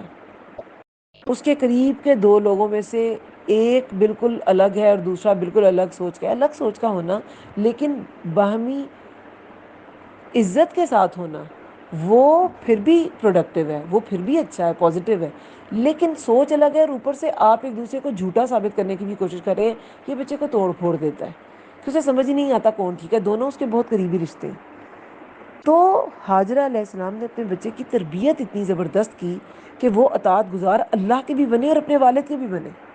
اور ایسے بچے جن کے اندر اطاعت گزاری ڈالی جاتی ہے اور پازیٹیوٹی ڈالی جاتی ہے، وہ چیزوں کے پازیٹیو پہلو کو دیکھتے ہیں، وہ ایٹ دا اینڈ پیرنٹس کے لیے ہی سب سے زیادہ بینیفیشل ہوتے ہیں. پیرنٹس کو ہی ان کا سب سے زیادہ فائدہ ہوتا ہے، ان کے باقی رشتوں کو بھی ہوتا ہے، بیوی بچوں کو، ان کے رشتہ داروں کو، لیکن پیرنٹس کو بہت ہوتا ہے. اس سے پہلے برداشت قربانی کرنی پڑتی ہے ماؤں کو، باپ کو بھی، لیکن ماؤں کو زیادہ، کیونکہ تربیت زیادہ ماں کا فرض ہے. پھر انہیں خوشخبری دی گئی ایک بیٹے کی. پھر فلما، پھر جب وہ پہنچا معہ السعی، ساتھ اس کے دوڑ دھوپ کو، قال کہا، یا بنیا اے میرے بیٹے، انی کہ بے شک میں نے دیکھا ہے، فی المنامی خواب میں، انی کہ میں اذبحک میں ذبح کر رہا ہوں تجھے، فانظر تو دیکھ، ماذا کیا ہے، تری تیری رائے. قال اس نے کہا، یا ابتی اے میرے ابا جان، افعل آپ کر ڈالیے، ماں جو تؤمر آپ حکم دیے گئے ہیں، آپ امر دیے گئے ہیں، حمزہ میم را، ستجدنی ضرور آپ پائیں گے مجھے، انشاء اللہ اگر چاہا اللہ نے، من الصابرین صبر کرنے والوں میں سے. بہت سی اسباق ہیں اس آیت میں. جب ابراہیم علیہ السلام نے ہاجرہ علیہ السلام کو چھوڑا مکہ میں، تب وہ بیاباد ایک وادی تھی اور کوئی خاص قبیلہ ادھر آباد نہیں تھا. پھر جب حضرت ہاجرہ علیہ السلام اسماعیل علیہ السلام کے ساتھ وہاں رکیں، اور پھر وہ ایک پورا وہ ایک قصہ ہے کہ وہ پرندوں کو اڑتے دیکھا، جرہم قبیلہ ادھر سے گزر رہا تھا، تو انہوں نے سوچا کہ یہاں ضرور پانی ہوگا. پھر وہ آئے، انہوں نے حضرت حاجرہ علیہ السلام سے کہا کہ آپ یہ پانی ہمیں بھی یوز کرنے دیں، کیونکہ آب زمزم وہ جو چشمہ تھا جاری ہو چکا تھا، تو آپ ہمیں بھی یوز کرنے دیں، ہم اس کی آپ کو پے کریں گے. اور اس طرح وہاں جرہم قبیلہ آ کے آباد ہوا، اور اسماعیل علیہ السلام کی شادی بھی جرہم قبیلے میں ہوئی. اور پھر جرہم قبیلہ ہی آپ کہہ لیں کہ انہوں نے بعد میں زیادہ اقتدار میں وہ رہے. اور حضرت اسماعیل علیہ السلام کے بھی 12 بیٹے ہوئے، لیکن ان میں باقیوں کا اتنا ذکر نہیں ملتا، باقیوں کی آل اولاد کا، لیکن ایک کا ہی ذکر ملتا ہے، جس سے پھر نبی صلی اللہ علیہ وسلم کی آگے نسل میں نبی صلی اللہ علیہ وسلم آئے، اور پھر وہ نبی مبعوث کیے گئے. اب یہاں پہ دیکھیں، جب ابراہیم علیہ السلام نکلے تو وہ بھی اکیلے تھے اور صرف اللہ کا آسرا تھا، اور انہوں نے دعا بھی یہی مانگی کہ یا اللہ یہ لوگ تو میرے کام نہ آ سکے. یعنی کہ ان کے جو اپنی قوم والے تھے وہ تو کام نہیں آ سکے، تو اب آگے کا جو سفر ہے اس میں مجھے یا اللہ صالحین کا ساتھ ہے. ربی حبلی حکم ہوا الحقنی بالصالحین واجعل لی لسان صدق فی الآخرین واجعلنی من ورثۃ جنت النعیم. یہ سورہ شعراء میں ان کی دعا آتی ہے، 85 نمبر آیت ہے. تو صالحین کی دعا کی اور چلے گئے. ان کے لیے دراصل جب انسان اللہ تعالیٰ کا ساتھ چاہتا ہے نا، جسے اللہ تعالیٰ سے محبت ہوتی ہے، تو پھر ایک ہو، 100 ہوں، کوئی بھی نہ ہو، انسان کو فرق نہیں پڑتا. تنہائیاں ہوں یا ہجوموں سے فرق نہیں پڑتا. اسی طرح جب ہاجرہ علیہ السلام کو وہاں پہ چھوڑا تو اللہ کے سہارے چھوڑ کے گئے، تو اللہ تعالیٰ نے اسباب پیدا کر دیے. کوئی نہیں تھا لیکن کوئی فرق نہیں پڑا. ہم اس سارے قصے میں ابراہیم علیہ السلام کی تو قربانی ہے ہی ہے، اور ان کی تو ظاہر ہے اپنی قوم کو چھوڑنا، انہیں آگ میں ڈالے جانا، اور پھر ان کا حضرت حاجرہ علیہ السلام اور اپنے چھوٹے سے بچے کو علیحدہ کرنا، یہ بہت بڑی آزمائش تھی. لیکن دیکھیں، ایک عورت کی بھی بہت بڑی آزمائش ہے. انہوں نے بھی تھوڑی مشقت نہیں کاٹی اللہ تعالیٰ کے لیے. ابن تیمیہ کا قول ہے کہ میری تنہائی میری خلوت ہے اللہ کے ساتھ، یعنی کہ جو میری تنہائی ہے وہ میری اللہ کے ساتھ 1 to 1 میٹنگ ہے. میرا قتل میری شہادت ہے، اور میری جلا وطنی میری سیاحت ہے. یعنی اگر مجھے کوئی جلا وطن کر دے گا تو اچھا ہے، میں سیر کروں گا، اللہ تعالیٰ کی نشانیاں دیکھوں گا. تو جو اللہ والے لوگ ہوتے ہیں وہ ایسے ہی ہوتے ہیں، جو اللہ پہ توکل کرتے ہیں اور جو اللہ پہ بھروسہ کرتے ہیں، وہ باقی اسباب سے مبرہ ہو جاتے ہیں. انہیں نہ یہ ہوتا ہے کہ میری یہ قربانی کسی انسان نے دیکھی یا نہیں دیکھی، یا ہم دیکھیں، ہم اکثر ان سب لوگوں نے، انبیاء نے قربانیاں اللہ تعالیٰ کے لیے دی، اور ان کے لیے یہی کافی تھا کہ اللہ دیکھ رہا ہے۔ ہم کب سوچتے ہیں اللہ دیکھ رہا ہے؟ جب ہم پہ کوئی ظلم ہوتا ہے۔ اس کے علاوہ ہماری یہ سوچ ہوتی نہیں ہے کہ اللہ تعالیٰ دیکھ رہا ہے۔ ہم پہ جب ظلم ہونا، کوئی زیادتی ہو، پھر ہم کہتے ہیں اللہ دیکھ رہا ہے۔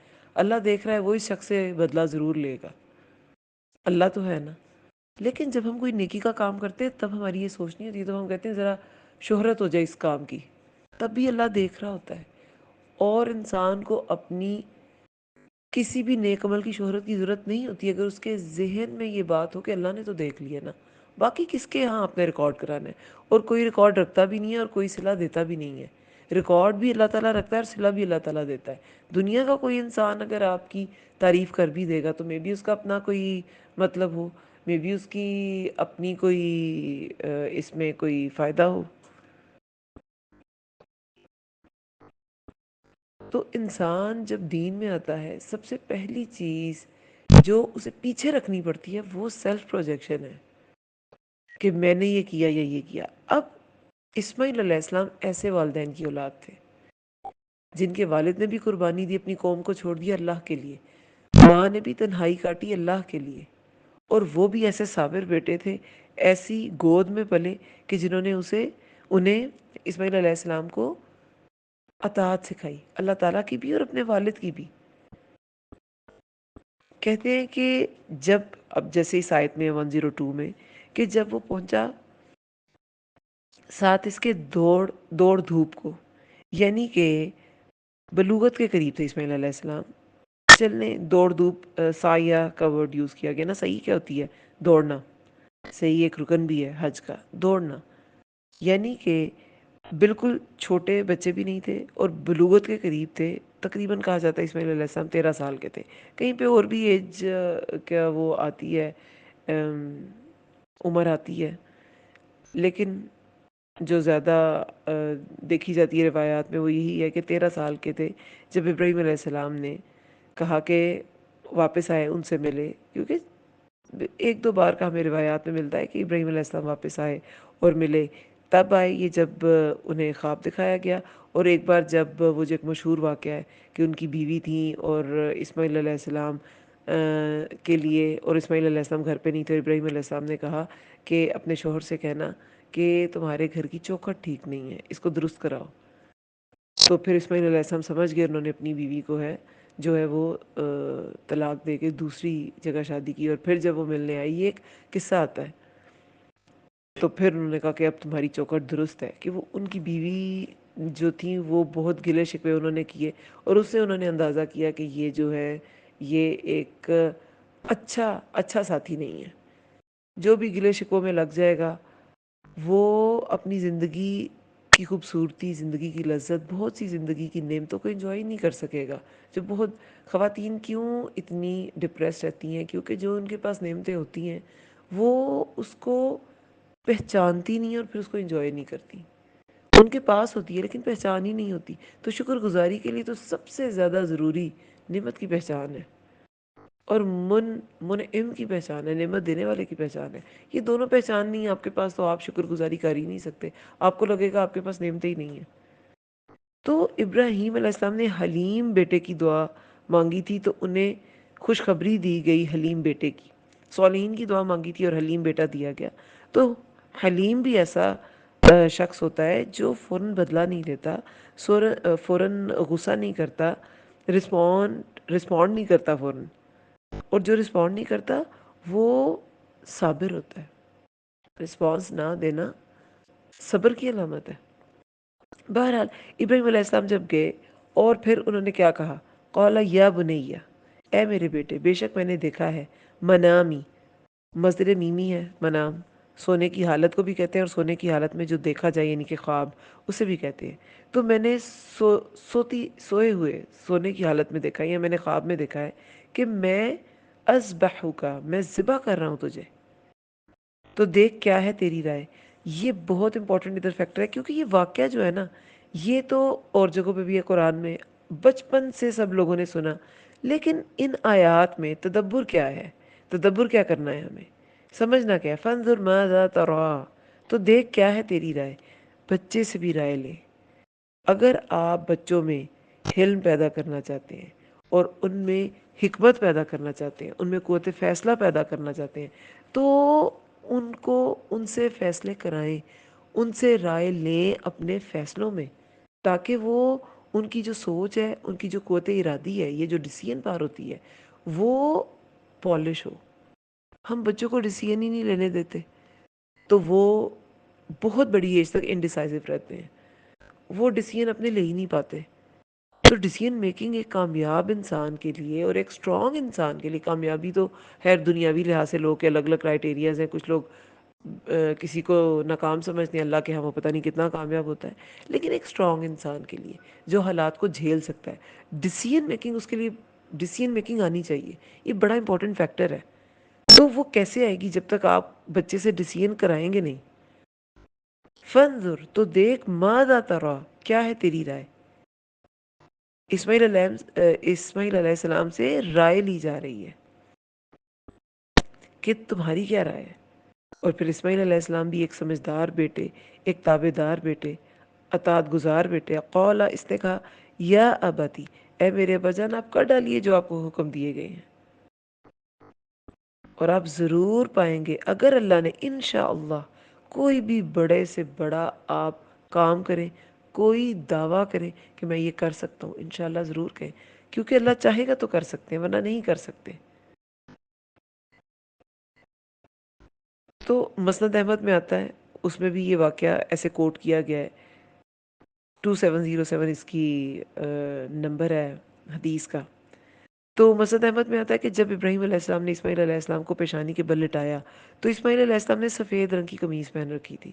وہ کہنے لگے، ابا جان، اس کے علاوہ تو میرے پاس کوئی کپڑے نہیں جن میں آپ مجھے کفن دے سکیں، اس لیے اسے اتار دیں تاکہ مجھے کفن دیا جا سکے، مجھے آپ کفن دے سکیں۔ ابراہیم علیہ السلام نے ان کے کپڑے اتارے اتارے اتارنے کے لیے آگے بڑھے تو ان کے پیچھے سے آواز آئی، اے ابراہیم، تو نے اپنا خواب سچ کر دکھایا۔ ابراہیم علیہ السلام نے مڑ کر دیکھا تو ایک سفید رنگ کا سینگوں والا، بڑی آنکھوں والا دمبا کھڑا تھا۔ اب یہ حدیث، اس حدیث میں ایسے کوٹ کیا گیا ہے، ابھی ہم پڑھیں گے، مطلب مختلف روایات ہیں، لیکن واقعہ یہی ہے کہ اس قربانی کو بدل دیا گیا۔ اللہ تعالیٰ نے ابراہیم علیہ السلام سے جو قربانی مانگی تھی وہ اس میں سرخرو ہوئے، جو اسماعیل علیہ السلام سے مانگی تھی وہ بھی سرخرو ہوئے، اور پھر کیا ہوا، دونوں کی فرما برداری کا وہ جو ٹیسٹ تھا وہ پاس کر لیا دونوں نے۔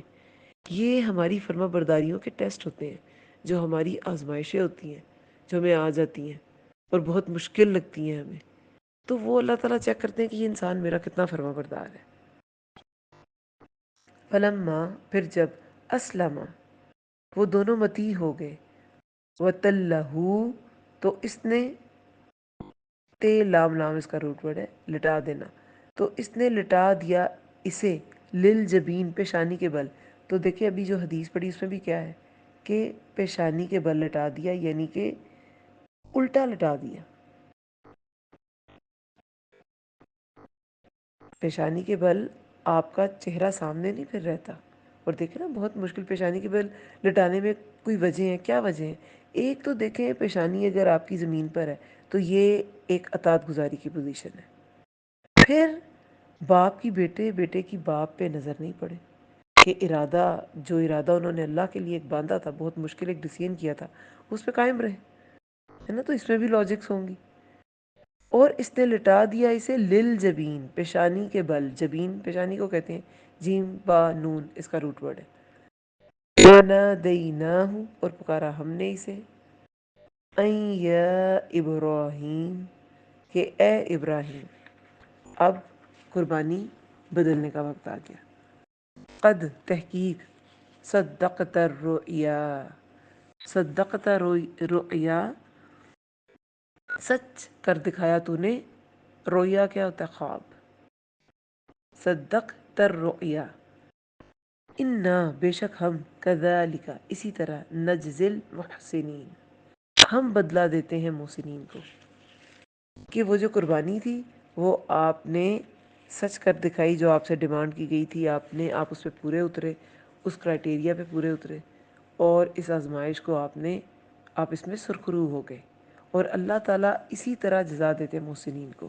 اور جیسے میں نے بتایا کہ وہ جو قربانی تھی اس کو بدل دیا گیا ہے نا، اور ابھی آگے اس کا ذکر آئے گا۔ محسنین کو اجر دیتے ہیں۔ اب آگے کیا اجر ہے؟ انا، بے شک، ہذا، یہ، لہول بلاء المبین، البتہ وہ آزمائش تھی کھلی کھلی۔ دیکھیں آزمائش تھی نا۔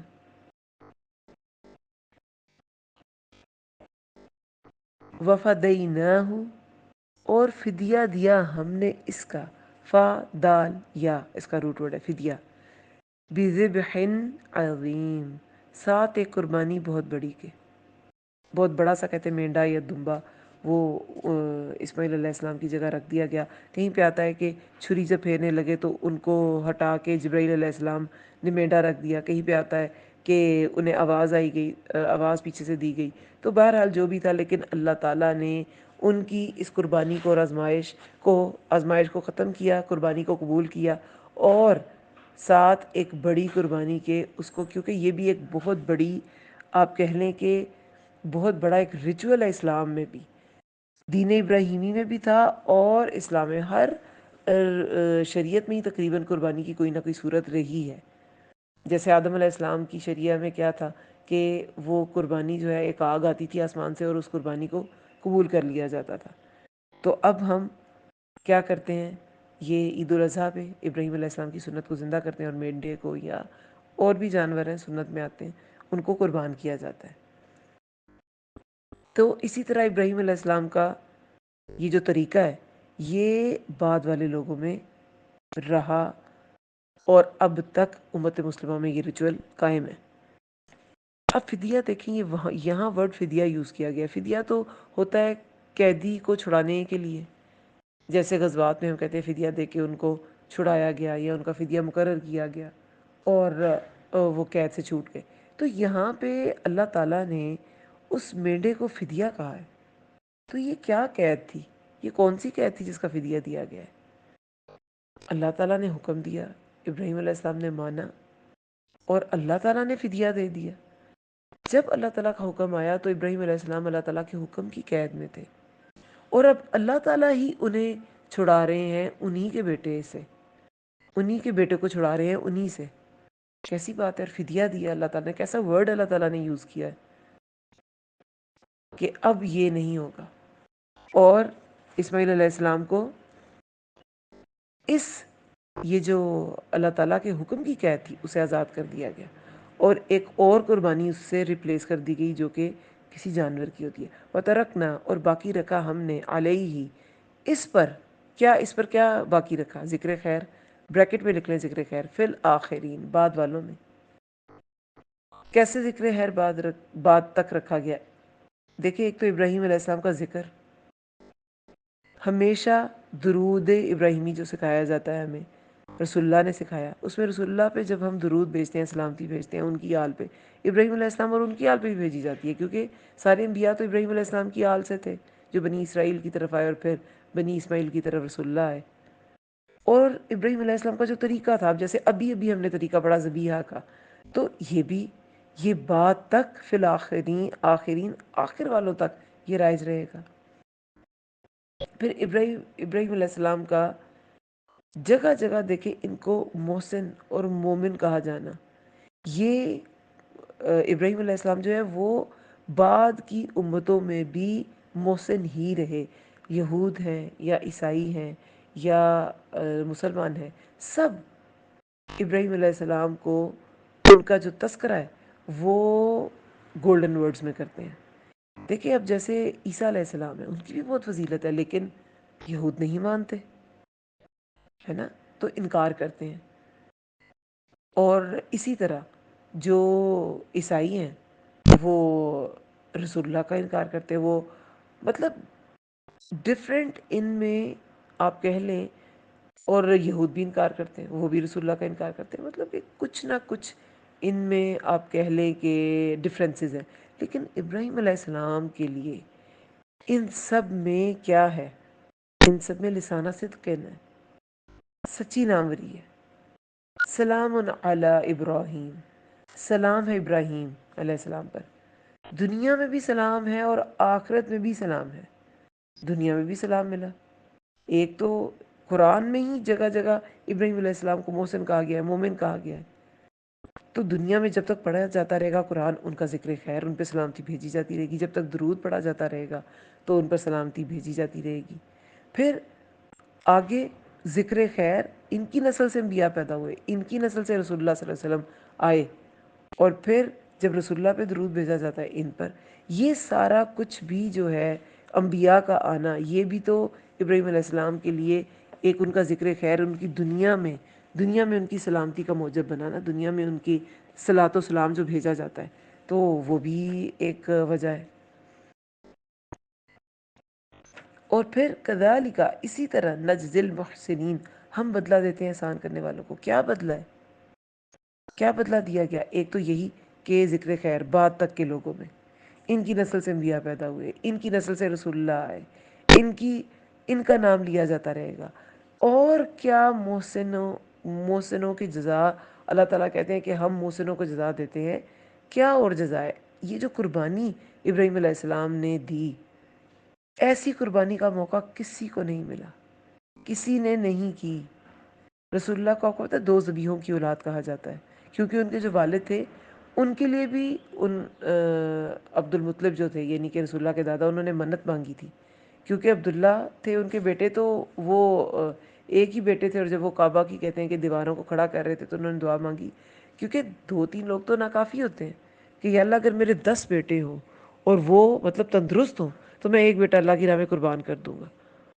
اور جب وہ سب بڑے ہوئے اور قرآن نکالا گیا تو حضرت عبداللہ جو تھے، رسول اللہ کے جو والد تھے، ان کے نام ہی قرآن نکلتا تھا ہر بار.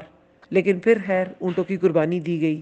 تب کے جو لوگ تھے، جو دانا لوگ تھے، انہوں نے مشورہ دیا، اور پھر عبداللہ جو تھے ان کو بچا لیا گیا. اور کہتے ہیں کہ ابو طالب اور ان کے ایک ماموں تھے، انہوں نے زیادہ سٹینڈ لیا تھا کہ نہیں، ان کو قربان نہیں کیا جائے گا.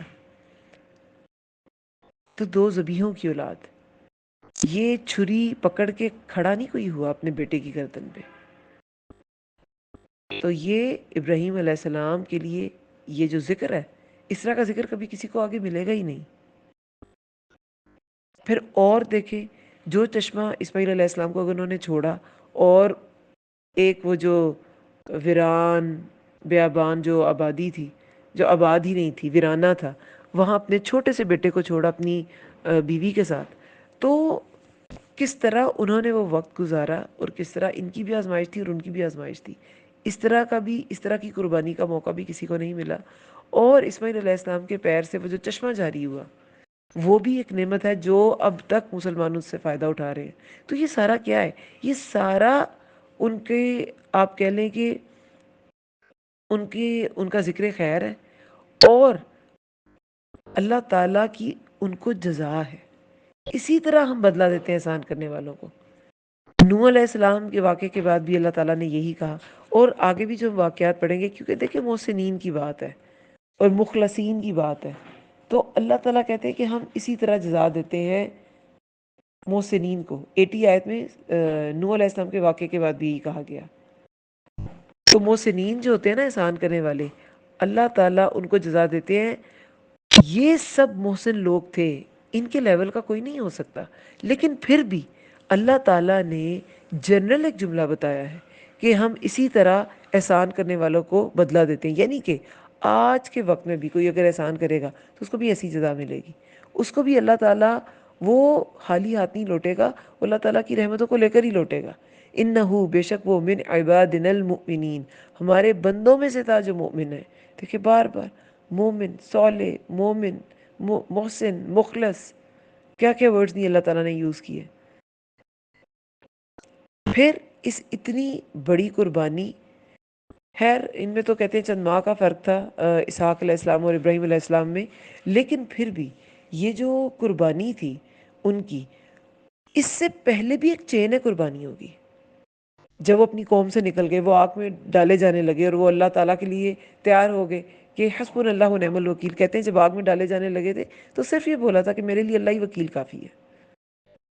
تو ان قربانیوں کے نتیجے میں اور کیا، اسحاق علیہ السلام بھی ایز اے بیٹا، ایک صالح بیٹا انہیں عطا کیا گیا. وبشر نہ ہوں، اور خوشخبری دی ہم نے اسے. بشر خوشخبری، بشارت کیا ہوتی ہے؟ خوشخبری. نہ ہم نے، ہو اسے، اور خوشخبری دی ہم نے اسے بھی اسحاق، اسحاق کی، نبی من الصالحین، ایک نبی صالحین میں سے.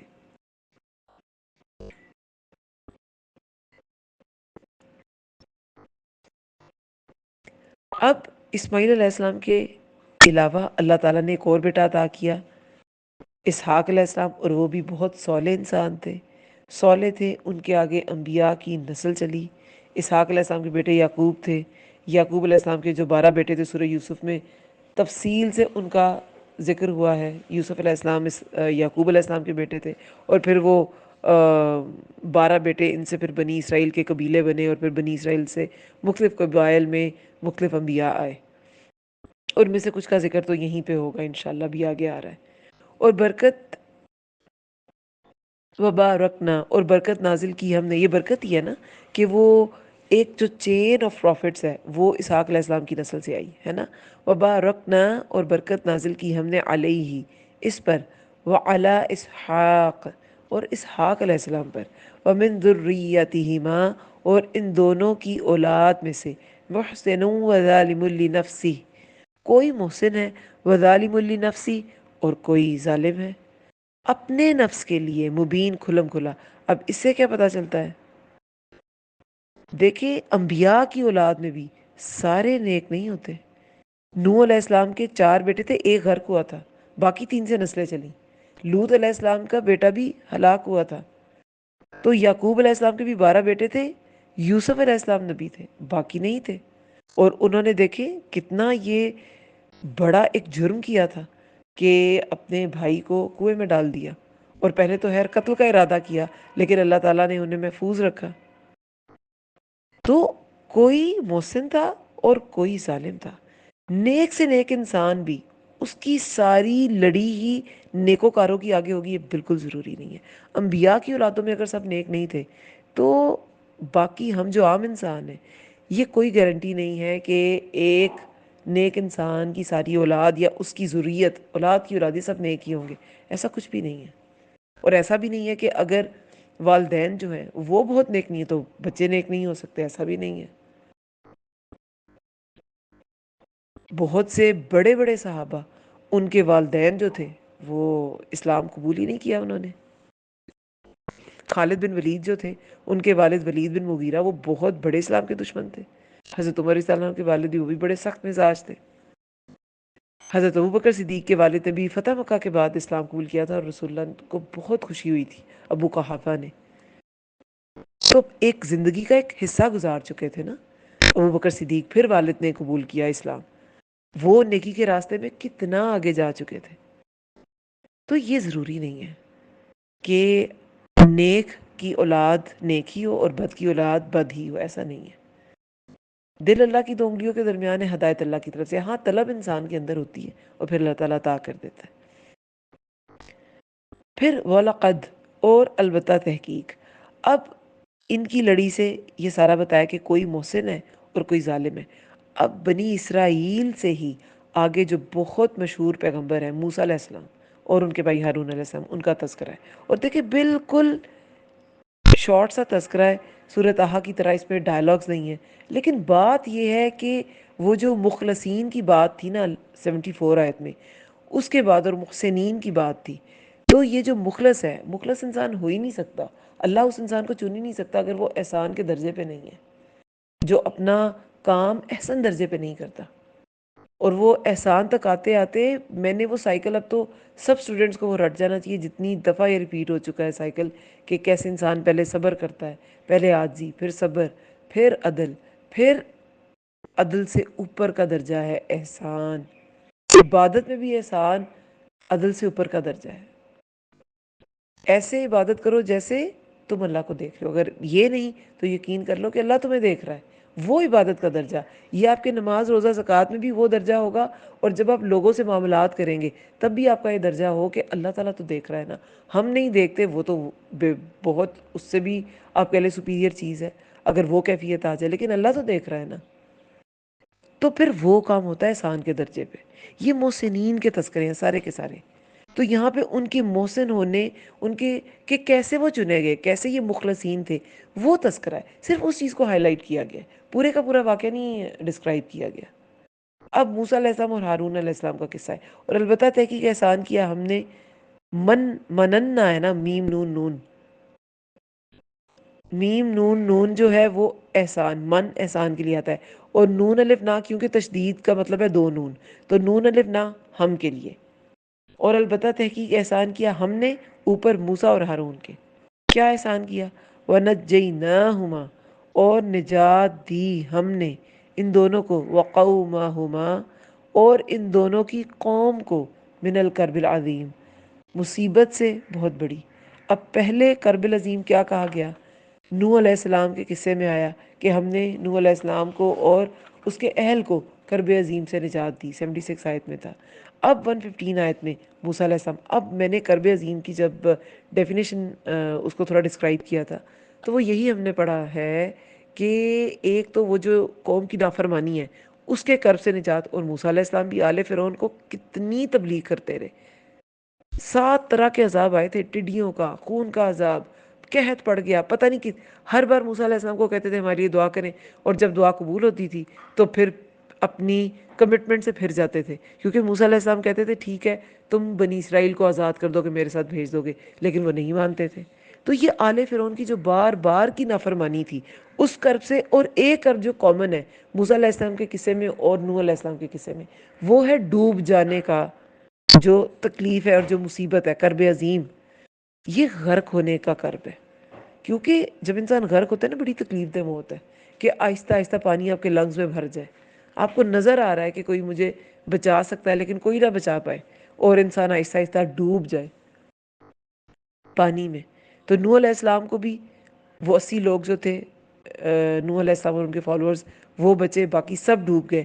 اور اس طرح بنی اسرائیل اور موسیٰ علیہ السلام جب انہوں نے عصا مارا اور وہ جو 2 پارٹس میں ڈیوائیڈ ہو گیا سمندر، اور موسیٰ علیہ السلام اپنی قوم کو لے کے نکل گئے، بعد میں جب آل فرعون آئے تو وہ غرق ہو گئے. تو غرق ہو گئے اس کرب سے کہ ان کو غرق ہوتے دیکھنا، اس سے موسیٰ علیہ السلام اور ان کی قوم کو نجات دی اللہ تعالیٰ نے. وَنَصَرْنَاهُمْ، اور مدد کی ہم نے ان کی، فَكَانُوا، پھر ہو گئے وہ. ان کی مدد کی تھی موسیٰ علیہ السلام، ہارون علیہ السلام اور ان کی قوم کی. کس کے مقابلے میں؟ آل فرعون کے مقابلے میں، قبطیوں کے مقابلے میں. اور مدد کی ہم نے ان کی، فَكَانُوا، پھر ہو گئے وہ، ہم الغالبین، وہی غالب. آخر تو پھر دیکھیں اللہ اور اللہ کا دین ہی غالب ہے. قرآن میں آتا ہے نا کہ اللہ، اس کا رسول اور مومن ہی غالب ہو کر رہیں گے. تو یہ اللہ کا ایک جنرل رول ہے کہ اللہ تعالیٰ نے، جو اللہ تعالیٰ کے دین کے فالوورز ہیں نا، آخر غلبہ انہی کا ہوتا ہے. ہم ہم ہم غالب کیوں نہیں ہو سک رہے؟ کیونکہ ہم اللہ کے دین پر ہے نہیں. ورنہ قرآن کی آیت ہے کہ اللہ، اس کا رسول اور مومن ہی غالب ہوں گے. اب دیکھیے 117 آیت میں اللہ تعالیٰ فرماتے ہیں وَآتَيْنَاهُمَ الْكِتَابَ الْمُسْتَبِينَ، اور دی ہم نے ان دونوں کو. وَآتَي، عطی کیا ہوتا ہے؟ دینا. نا، ہم نے، ہما، ان دونوں کو. ہما کون ہے؟ موسیٰ علیہ السلام اور ہارون علیہ السلام. اور دی ہم نے ان دونوں کو الکتاب، کتاب، المستبین، واضح. اب یہ کس کتاب کا ذکر ہے؟ مستبین بین سے ہے، با یا نون، ما بینہما، بین، درمیان. تو جو کسی چیز کے درمیان میں کوئی آڑ ہوتی ہے وہ دو چیزوں کو ڈفرینشیٹ کر دیتی ہے، وہ دو چیزوں میں ڈفرینس کریٹ کر دیتی ہے. تو یہ کتاب حق اور باطل میں واضح واضح فرق کرنے والی تھی، حق اور باطل کو الگ الگ کر دینے والی تھی، اس کے درمیان تھی. اور دی ہم نے ان دونوں کو کتاب واضح، مستبین. اچھا، اب یہ جو 117 آیت ہے نا، اس میں یہ جو انداز ہے، یہ ایک تو تورات کے بارے میں جو قرآن میں اور جگہوں پہ بھی آتا ہے، تورات کی جو فضیلت ہے، ایک تو اس کتاب کی فضیلت، اور مسلمان جو قرآن پڑھ رہے ہیں لیکن فضیلت وہ تورات کی بھی پڑھ رہے ہیں، اس میں بھی ایک تدبر کرنے کی بات ہے. سب سے پہلے تو تورات کی جو صفات ہے وہ قرآن کے بعد تورات ایک زبردست آسمانی کتاب تھی، اور جگہ جگہ قرآن میں تورات کو بھی آسمانی کتاب کہا گیا ہے. ویسے تو تورات، زبور، انجیل یہ بھی آسمانی کتابیں تھی، لیکن تورات باقاعدہ ایک شریعہ تھی. یہ جو زبور تھی وہ تو آپ کہہ لیں کہ مناجات اور دعاؤں کی ایک صحیفہ تھا، اور جو انجیل ہے وہ شریعہ تورات کی فالو کرتی ہے انجیل، لیکن اس میں ایتھکس کی باتیں، اخلاقیات کی باتیں زیادہ ہیں. سورہ مائدہ میں 44 آیت میں اللہ تعالیٰ فرماتے ہیں بے شک ہم نے نازل کیا تورات کو، اس میں ہدایت اور نور ہے.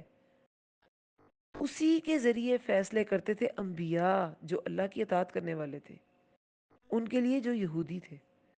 یعنی کہ جو اللہ کی اطاعت کرتے تھے، بنی اسرائیل کے جو بھی انبیاء، وہ تورات کے مطابق فیصلہ کرتے تھے. اور کن کے لیے کرتے تھے؟ یہود کے لیے کرتے تھے. اور اس کے آگے بھی یہ ڈیٹیل ہے، یہ آیت، اس کا ترجمہ. تو یہ کتاب ہدایت اور نور ہے. نور کیا ہوتا ہے؟ روشنی کر دیتا ہے، واضح کر دیتا ہے ہر چیز. اور یہاں بھی مستبین کہا گیا ہے سورہ السجدہ 23 آیت میں. اور البتہ تحقیق ہم نے موسیٰ کو کتاب دی، لہٰذا اے نبی آپ اس ملاقات کے بارے میں شک میں نہ رہیں، اور ہم نے اسے بنی اسرائیل کے لیے ہدایت بنایا، اس کتاب کو. تو ہم نے موسیٰ کو کتاب دی تھی اے نبی صلی اللہ علیہ وسلم، جیسے آپ کو دی ہے. تو اس ملاقات کے بارے میں یہ ایکچولی معراج کے کو ڈپکٹ کر رہی ہے یہ آیت نا، کہ اس ملاقات، یہ جو ملاقات تھی آپ کی موسیٰ علیہ السلام سے، اس کے بارے میں آپ شک میں نہ رہیں. وہ بھی نبی تھے، ان کو بھی کتاب ملی تھی. تو یہ کتاب یعنی کہ یہ بھی آسمانی صحیفہ ہے. پھر سورہ انعام میں 154 آیت میں اس میں اللہ تعالیٰ فرماتے ہیں پھر ہم نے موسیٰ علیہ السلام کو اس لیے کتاب دی کہ جو شخص اچھے کام کرے اس پر ہماری نعمتیں پوری ہوں، اور ہر چیز کی تفصیل بیان کرنے کے لیے. اور یہ ہدایت اور رحمت کا ذریعہ ہے تاکہ وہ اپنے رب سے ملاقات پر ایمان لے آئیں. اب یہ جو ہے یہاں پہ دیکھیں ڈیفرنٹ جگہوں پہ سورہ مائدہ میں اسے ہدایت و نور کہا گیا، یہاں پہ اسے مستبین کہا گیا، اور سورہ انعام میں اسے تفصیل کہا گیا. ہر چیز کی تفصیل ہے، یعنی ہر طرح کے احکامات کی تفصیل ہے اس میں. جیسے قرآن میں تقریباً تمام جو اسپیکٹس آف لائف ہیں وہ کور ہوتے ہیں. آپ کی معاشرت، آپ کا طریقہ لوگوں سے ڈیل کرنے کا، آپ کا معیشت کے یہ جو روپے پیسے کے معاملات ہیں، قرض کیسے لینا ہے، یا لین دین کیسے کرنا ہے، لکھت پڑھت کیسے کرنی ہے، اس کے علاوہ سود کی کس طرح ممانعت ہے. مطلب ہر طرح کے معاملات جو ہیں، جو رشتہ داریوں میں معاملات ہوتے ہیں، انسان کے انسان کے ساتھ جو روابط ہے، ہر طرح کے معاملات کی ڈیٹیل ہے. تو تورات کے بارے میں بھی یہی آیا کہ اس میں تفصیل ہے. پھر سورہ انبیاء میں 48 آیت میں اور البتہ تحقیق عطا کی ہم نے موسیٰ اور ہارون کو الفرقان دیا، فرقان اور روشنی اور نصیحت متقین کے لیے. تو کتنے اس کے نام ہو گئے. سورہ بقرہ میں بھی آتا ہے کہ سورہ بقرہ 53 آیت میں اس میں بھی تورات کو فرقان کہا گیا. تو ہدایت، نور، اور پھر اس میں ملاقات کا جو ذکر ہے، اور تفصیل، فرقان، روشنی، یہ سارے قرآن میں نام آئے ہیں جو تورات کو ظاہر کر رہے ہیں. ملاقات کا ذکر جو ہے وہ تو ہے معراج کے پوائنٹ آف ویو سے ہے، موسیٰ علیہ السلام سے ملاقات کا ذکر ہے. لیکن اس آیت میں بھی سورہ سجدہ 23 آیت میں بھی موسیٰ علیہ السلام کو کتاب دینے کی بات کی گئی ہے کہ وہ بھی نبی تھے، ان کے پاس بھی کتاب تھی. تو بہرحال یہ ایک پہلو ہے کہ قرآن میں باقی کتابوں کی بھی تصدیق کی گئی ہے کہ وہ بھی اللہ تعالیٰ کی طرف سے کتابیں تھیں. اور ایک یہ جو انداز ہے نا کہ اللہ تعالیٰ نے اسلام لانے والوں کے لیے قرآن کو ایک ہدایت کا سرچشمہ بنایا کہ اسے پڑھو، اسے ہدایت حاصل کرو. تو ہر آیت میں ہدایت ہے. اب تورات کی تعریف کرنے میں کیا ہدایت ہے؟ دیکھیں یہ انداز جو ہے نا مومن کے اندر ایک وسعت پیدا کرتا ہے کہ یہود کتنے نافرمان تھے، آج بھی مسلمانوں کے ساتھ دشمنی کر رہے ہیں. کل بھی انہوں نے کی تھی، غداری کی تھی غزوہ احد کے موقع پہ، غزوہ خندق کے موقع پہ. مگر اللہ نے جو ہدایت کا انتظام ان کے لیے کیا اس میں کوئی کمی نہیں تھی. اور ان کی کتاب بھی اللہ کا پیغام تھی، اللہ کی طرف سے صحیفہ تھی، اللہ کی نازل کردہ کتاب تھی. ان کے پیغمبروں، کتابوں اور ان کے صحیفے یا ان کی وہ جو شرعی رسوم جو اسلام سے میچ کرتی ہیں، ان سب کی تعظیم کرنی ہے مسلمانوں نے۔ برائی میں جو مبتلا لوگ ہیں وہ اپنے عمل کے خود ذمہ دار ہیں، لیکن ان کی کتاب یا ان کے پیغمبروں میں کوئی کمی کجی نہیں تھی۔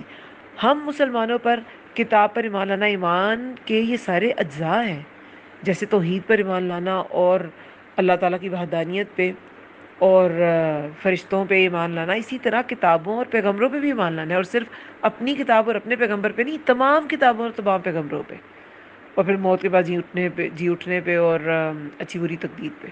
ایمان کے اجزاء ہیں، ان میں سے کسی ایک کے بغیر بھی ایمان مکمل نہیں ہوتا۔ پھر آیت نمبر 118 میں ہے وَهَدَيْنَاهُمَا، اور ہدایت دی ہم نے ان دونوں کو، کس کی طرف؟ وَهَدَيْنَاهُمَا الصِّرَاطَ الْمُسْتَقِيمَ، ہم نے ان دونوں کو ہدایت دی۔ کن دونوں کا ذکر گزرا ہے؟ موسیٰ علیہ السلام اور ہارون علیہ السلام کا، کہ ہم نے ان دونوں کو پھر صراط مستقیم کی طرف ہدایت دی۔ اور صراط مستقیم کو ہم بہت بار ڈسکس کر چکے ہیں، یہ وہ سیدھا کھلا راستہ ہے جس میں بہت سے لوگ چل سکتے ہیں ایٹ اے ٹائم، اور یہ ہموار راستہ ہے، اس میں کوئی بمپ نہیں ہے، اس میں کوئی کمی کجی نہیں ہے، ایسا سیدھا جو سیدھا اللہ تک پہنچائے۔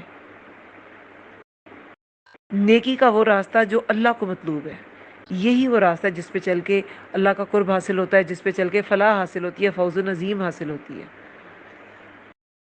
وَتَرَکْنَا 119 آیت ہے، وَتَرَکْنَا، اور باقی رکھا ہم نے، علیہما، ان دونوں پر، اور بریکٹ میں لکھ لیں ذکر خیر، فی الآخرین، بعد والوں میں۔ پھر وہی بات کہ اللہ تعالیٰ نے ان کو ہدایت دی، ان کو صراط مستقیم کی طرف ہدایت دی، جو ان کے انکاری تھے انہیں غرق کیا، ان کو کرب عظیم سے نجات دی، اور پھر وہی سب کچھ جو ابراہیم علیہ السلام کے بارے میں کہا گیا اور نوح علیہ السلام کے بارے میں کہا گیا، وہی سب کچھ ان کے بارے میں بھی کہا گیا۔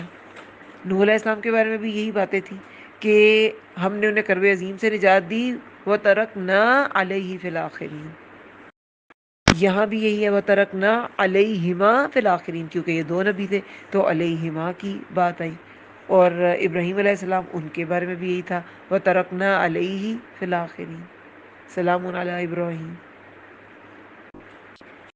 تو یہ سب کامن چیزیں ہیں جو ان انبیاء میں کامن تھی۔ سب سے پہلے ان کا لوگوں کے درمیان اللہ کے لیے کھڑے ہو جانا، لوگ مانتے یا نہیں مانتے، وہ اللہ کے لیے کھڑے تھے، مخلص، اپنے مخلص ہونے کا انہوں نے ثبوت دیا، اللہ تعالیٰ نے انہیں مخلص کر لیا، اللہ تعالیٰ نے انہیں چن لیا، پھر وہ محسنین بنے، انہوں نے احسان کے درجے پہ معاملہ کیا، صالح ہوئے، صالح اولاد ملی، صالحین میں ان کا تذکرہ ہوا، اور اب ہر نبی کو جو اللہ تعالیٰ نے انعام دیا وہ کیا تھا کہ ان کا ذکر خیر بعد والوں میں باقی رکھا جائے گا، اور سلامتی اچھا ذکر ان کے بعد والوں میں کیا جائے گا۔ ان کا سلام علی موسیٰ، سلام ہو اوپر موسیٰ و ہارون، اور ہارون کے، انا، یقیناً ہم، کذالک، اسی طرح، نجزی المحسنین، ہم بدلہ دیتے ہیں محسنوں کو۔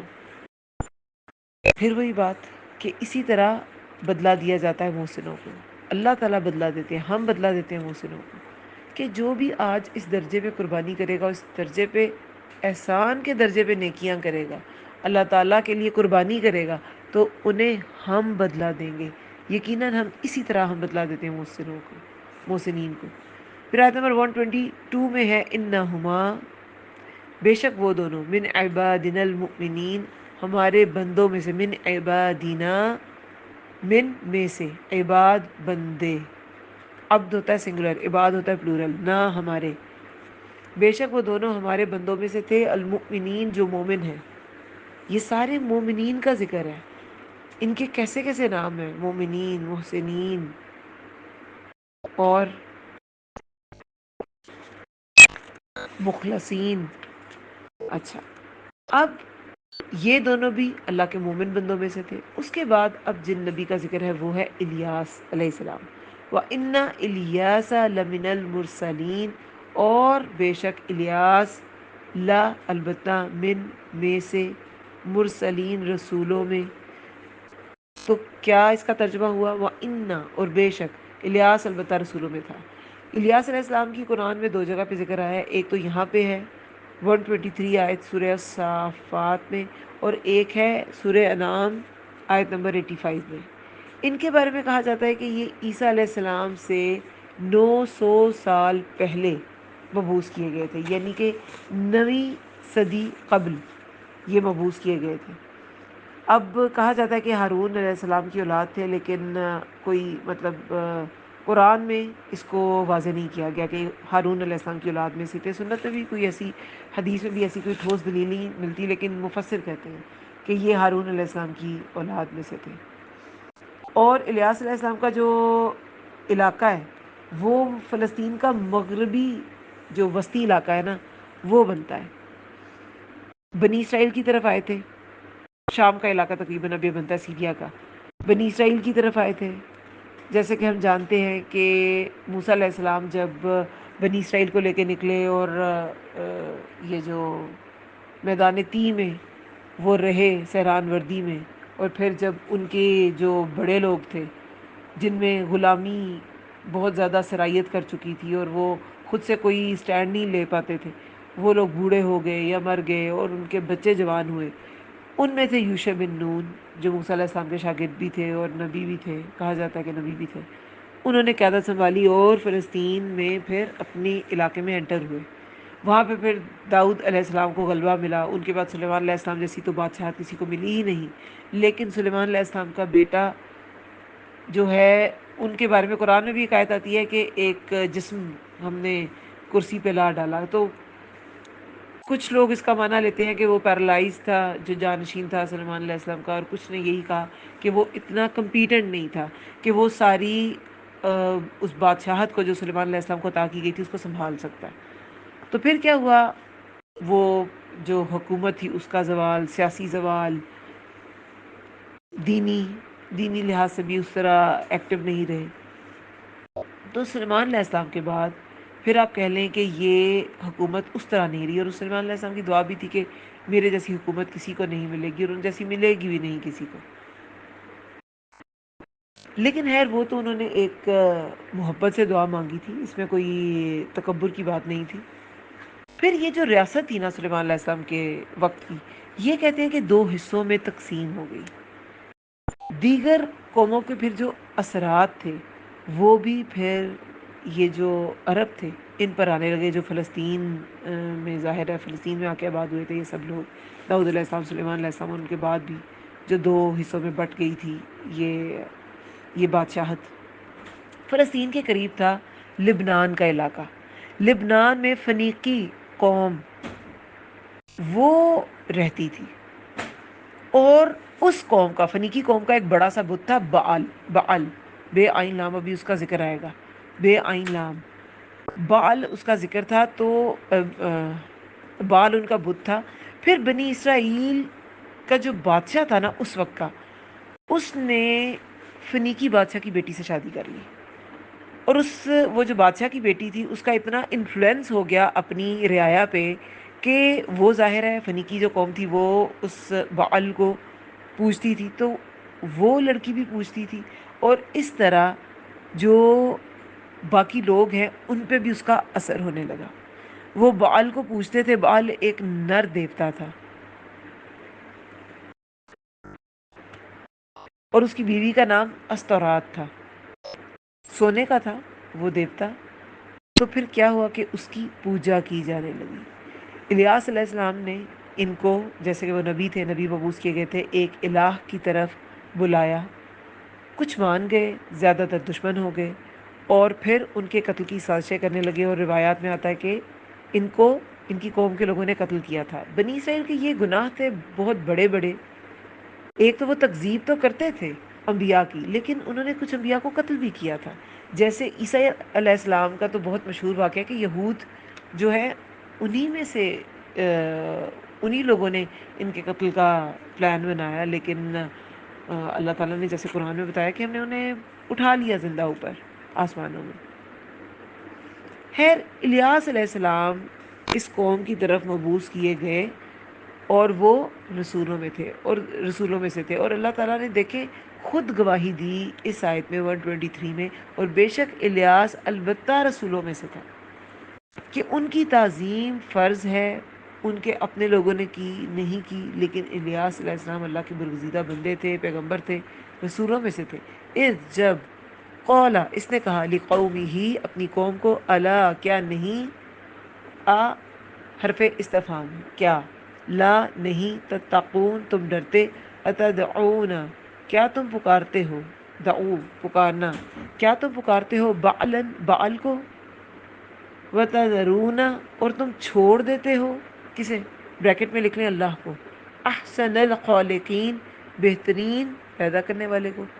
اب اللہ تعالی بھی خالق ہے، اور دنیا کے چھوٹے چھوٹے خالق جسے کہتے ہیں بڑا کریٹیو انسان ہے، تو وہ کچھ نہ کچھ تخلیق کرتے رہتے ہیں، کوئی اسکلپچر میں، کوئی پینٹنگ میں، کوئی ویسے بڑا کریٹیو مائنڈ ہوتا ہے، وہ بڑے اچھے ایونٹس آرگنائز کراتا ہے، یا وہ بہت اچھی چیزیں، اچھی طرح چیزوں کو مینج کر لیتا ہے۔ تو یہ سارا کچھ کیا ہے، انسان کے دماغ میں کریٹ ہوتی ہیں چیزیں، بہت سے پیٹرنز کریٹ ہوتے ہیں، بہت سی چیزیں آرگنائز ہوتی ہیں، تو ایک طرح کا خالق انسان بھی ہے۔ اسی تو کہا ہے احسن الخالقین اللہ تعالیٰ کے لیے، کہ پیدا کرنے والوں میں، تخلیق کرنے والوں میں بہترین تخلیق کرنے والی اللہ کی ذات ہے۔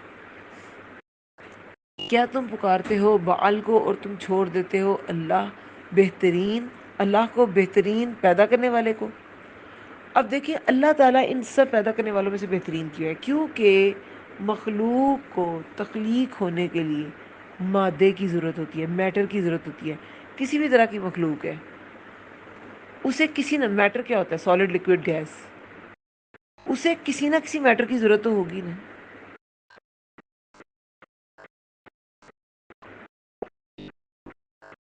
لیکن اللہ تعالیٰ وہ رب ہے کہ جس کو پیدا کرنے کے لیے کسی مادے کی ضرورت نہیں۔ اس کی بہت سی مثالیں ہیں۔ ایک تو ابھی ہم نے پچھلی لیسنز میں پڑھا کہ انسان کو چپکنے والی مٹی سے پیدا کیا گیا۔ اب کہاں انسان، کہاں چپکنے والی مٹی، مگر اللہ کو اتنے زیادہ لوازمات کی ضرورت نہیں ہے۔ اسی طرح عیسیٰ علیہ السلام بغیر باپ کے پیدا ہوئے، ان کی پیدائش میں نطفہ کی بھی ضرورت نہیں، حالانکہ ویسے ہر انسان کی پیدائش کا حصہ ہے آدمی کا سپرم اور عورت کا ایگ، لیکن عیسیٰ علیہ السلام کی پیدائش اس کے بھی بغیر ہوئی۔ یہ کسی کے لیے پاسبل نہیں ہے آج کی دنیا میں۔ تو اللہ تعالیٰ احسن الخالقین ہے، بہترین تخلیق کرنے والا۔ اور اس کے بعد اس آیت میں 125 آیت میں کیا تم پکارتے ہو، پکار کی بات بھی کی گئی ہے، کیا تم پکارتے ہو بعل کو اور تم چھوڑ دیتے ہو احسن الخالقین کو۔ یہ بعل جو ہے نا، اس کا لغوی معنی تو آقا یا سردار کے ہوتے ہیں، مگر یہاں پہ وہی بت مراد ہے جسے یہ پوجنا شروع ہو گئے تھے الیاس علیہ السلام کی قوم والے۔ تو یہ جو پکارنا ہے نا، یہ بھی عبادت ہے۔ بعل کو پکارنا شو کرتا ہے کہ یہ شرک کرتے تھے، اور بعل کو اللہ تعالیٰ کے ساتھ شریک ٹھہراتے تھے، کیونکہ وہ بعل کو پکارتے تھے۔ پکارنا صرف اللہ کے لیے ہوتا ہے، کیونکہ اللہ مجیبون ہے، اللہ جواب دینے والا ہے، کوئی بت جواب نہیں دے سکتا، کوئی مشکل کشائی نہیں کر سکتا۔ یہ پکارنا، اللہ کو پکارنا ہی فائدہ مند ہے۔ کیا تم پکارتے ہو بعل کو اور تم چھوڑ دیتے ہو بہترین پیدا کرنے والے کو۔ سورہ غافر میں، سورہ غافر یا سورہ مؤمن کہہ لیں، سورہ مؤمن کو ہی سورہ غافر کہتے ہیں، سورہ غافر آیت نمبر 60 میں آتا ہے تمہارا رب کہتا ہے کہ مجھے پکارو، میں تمہاری پکار کا جواب دوں گا۔ جو لوگ میری عبادت سے انکار کرتے ہیں وہ جہنم میں ذلیل و خوار ہو کر داخل ہوں گے۔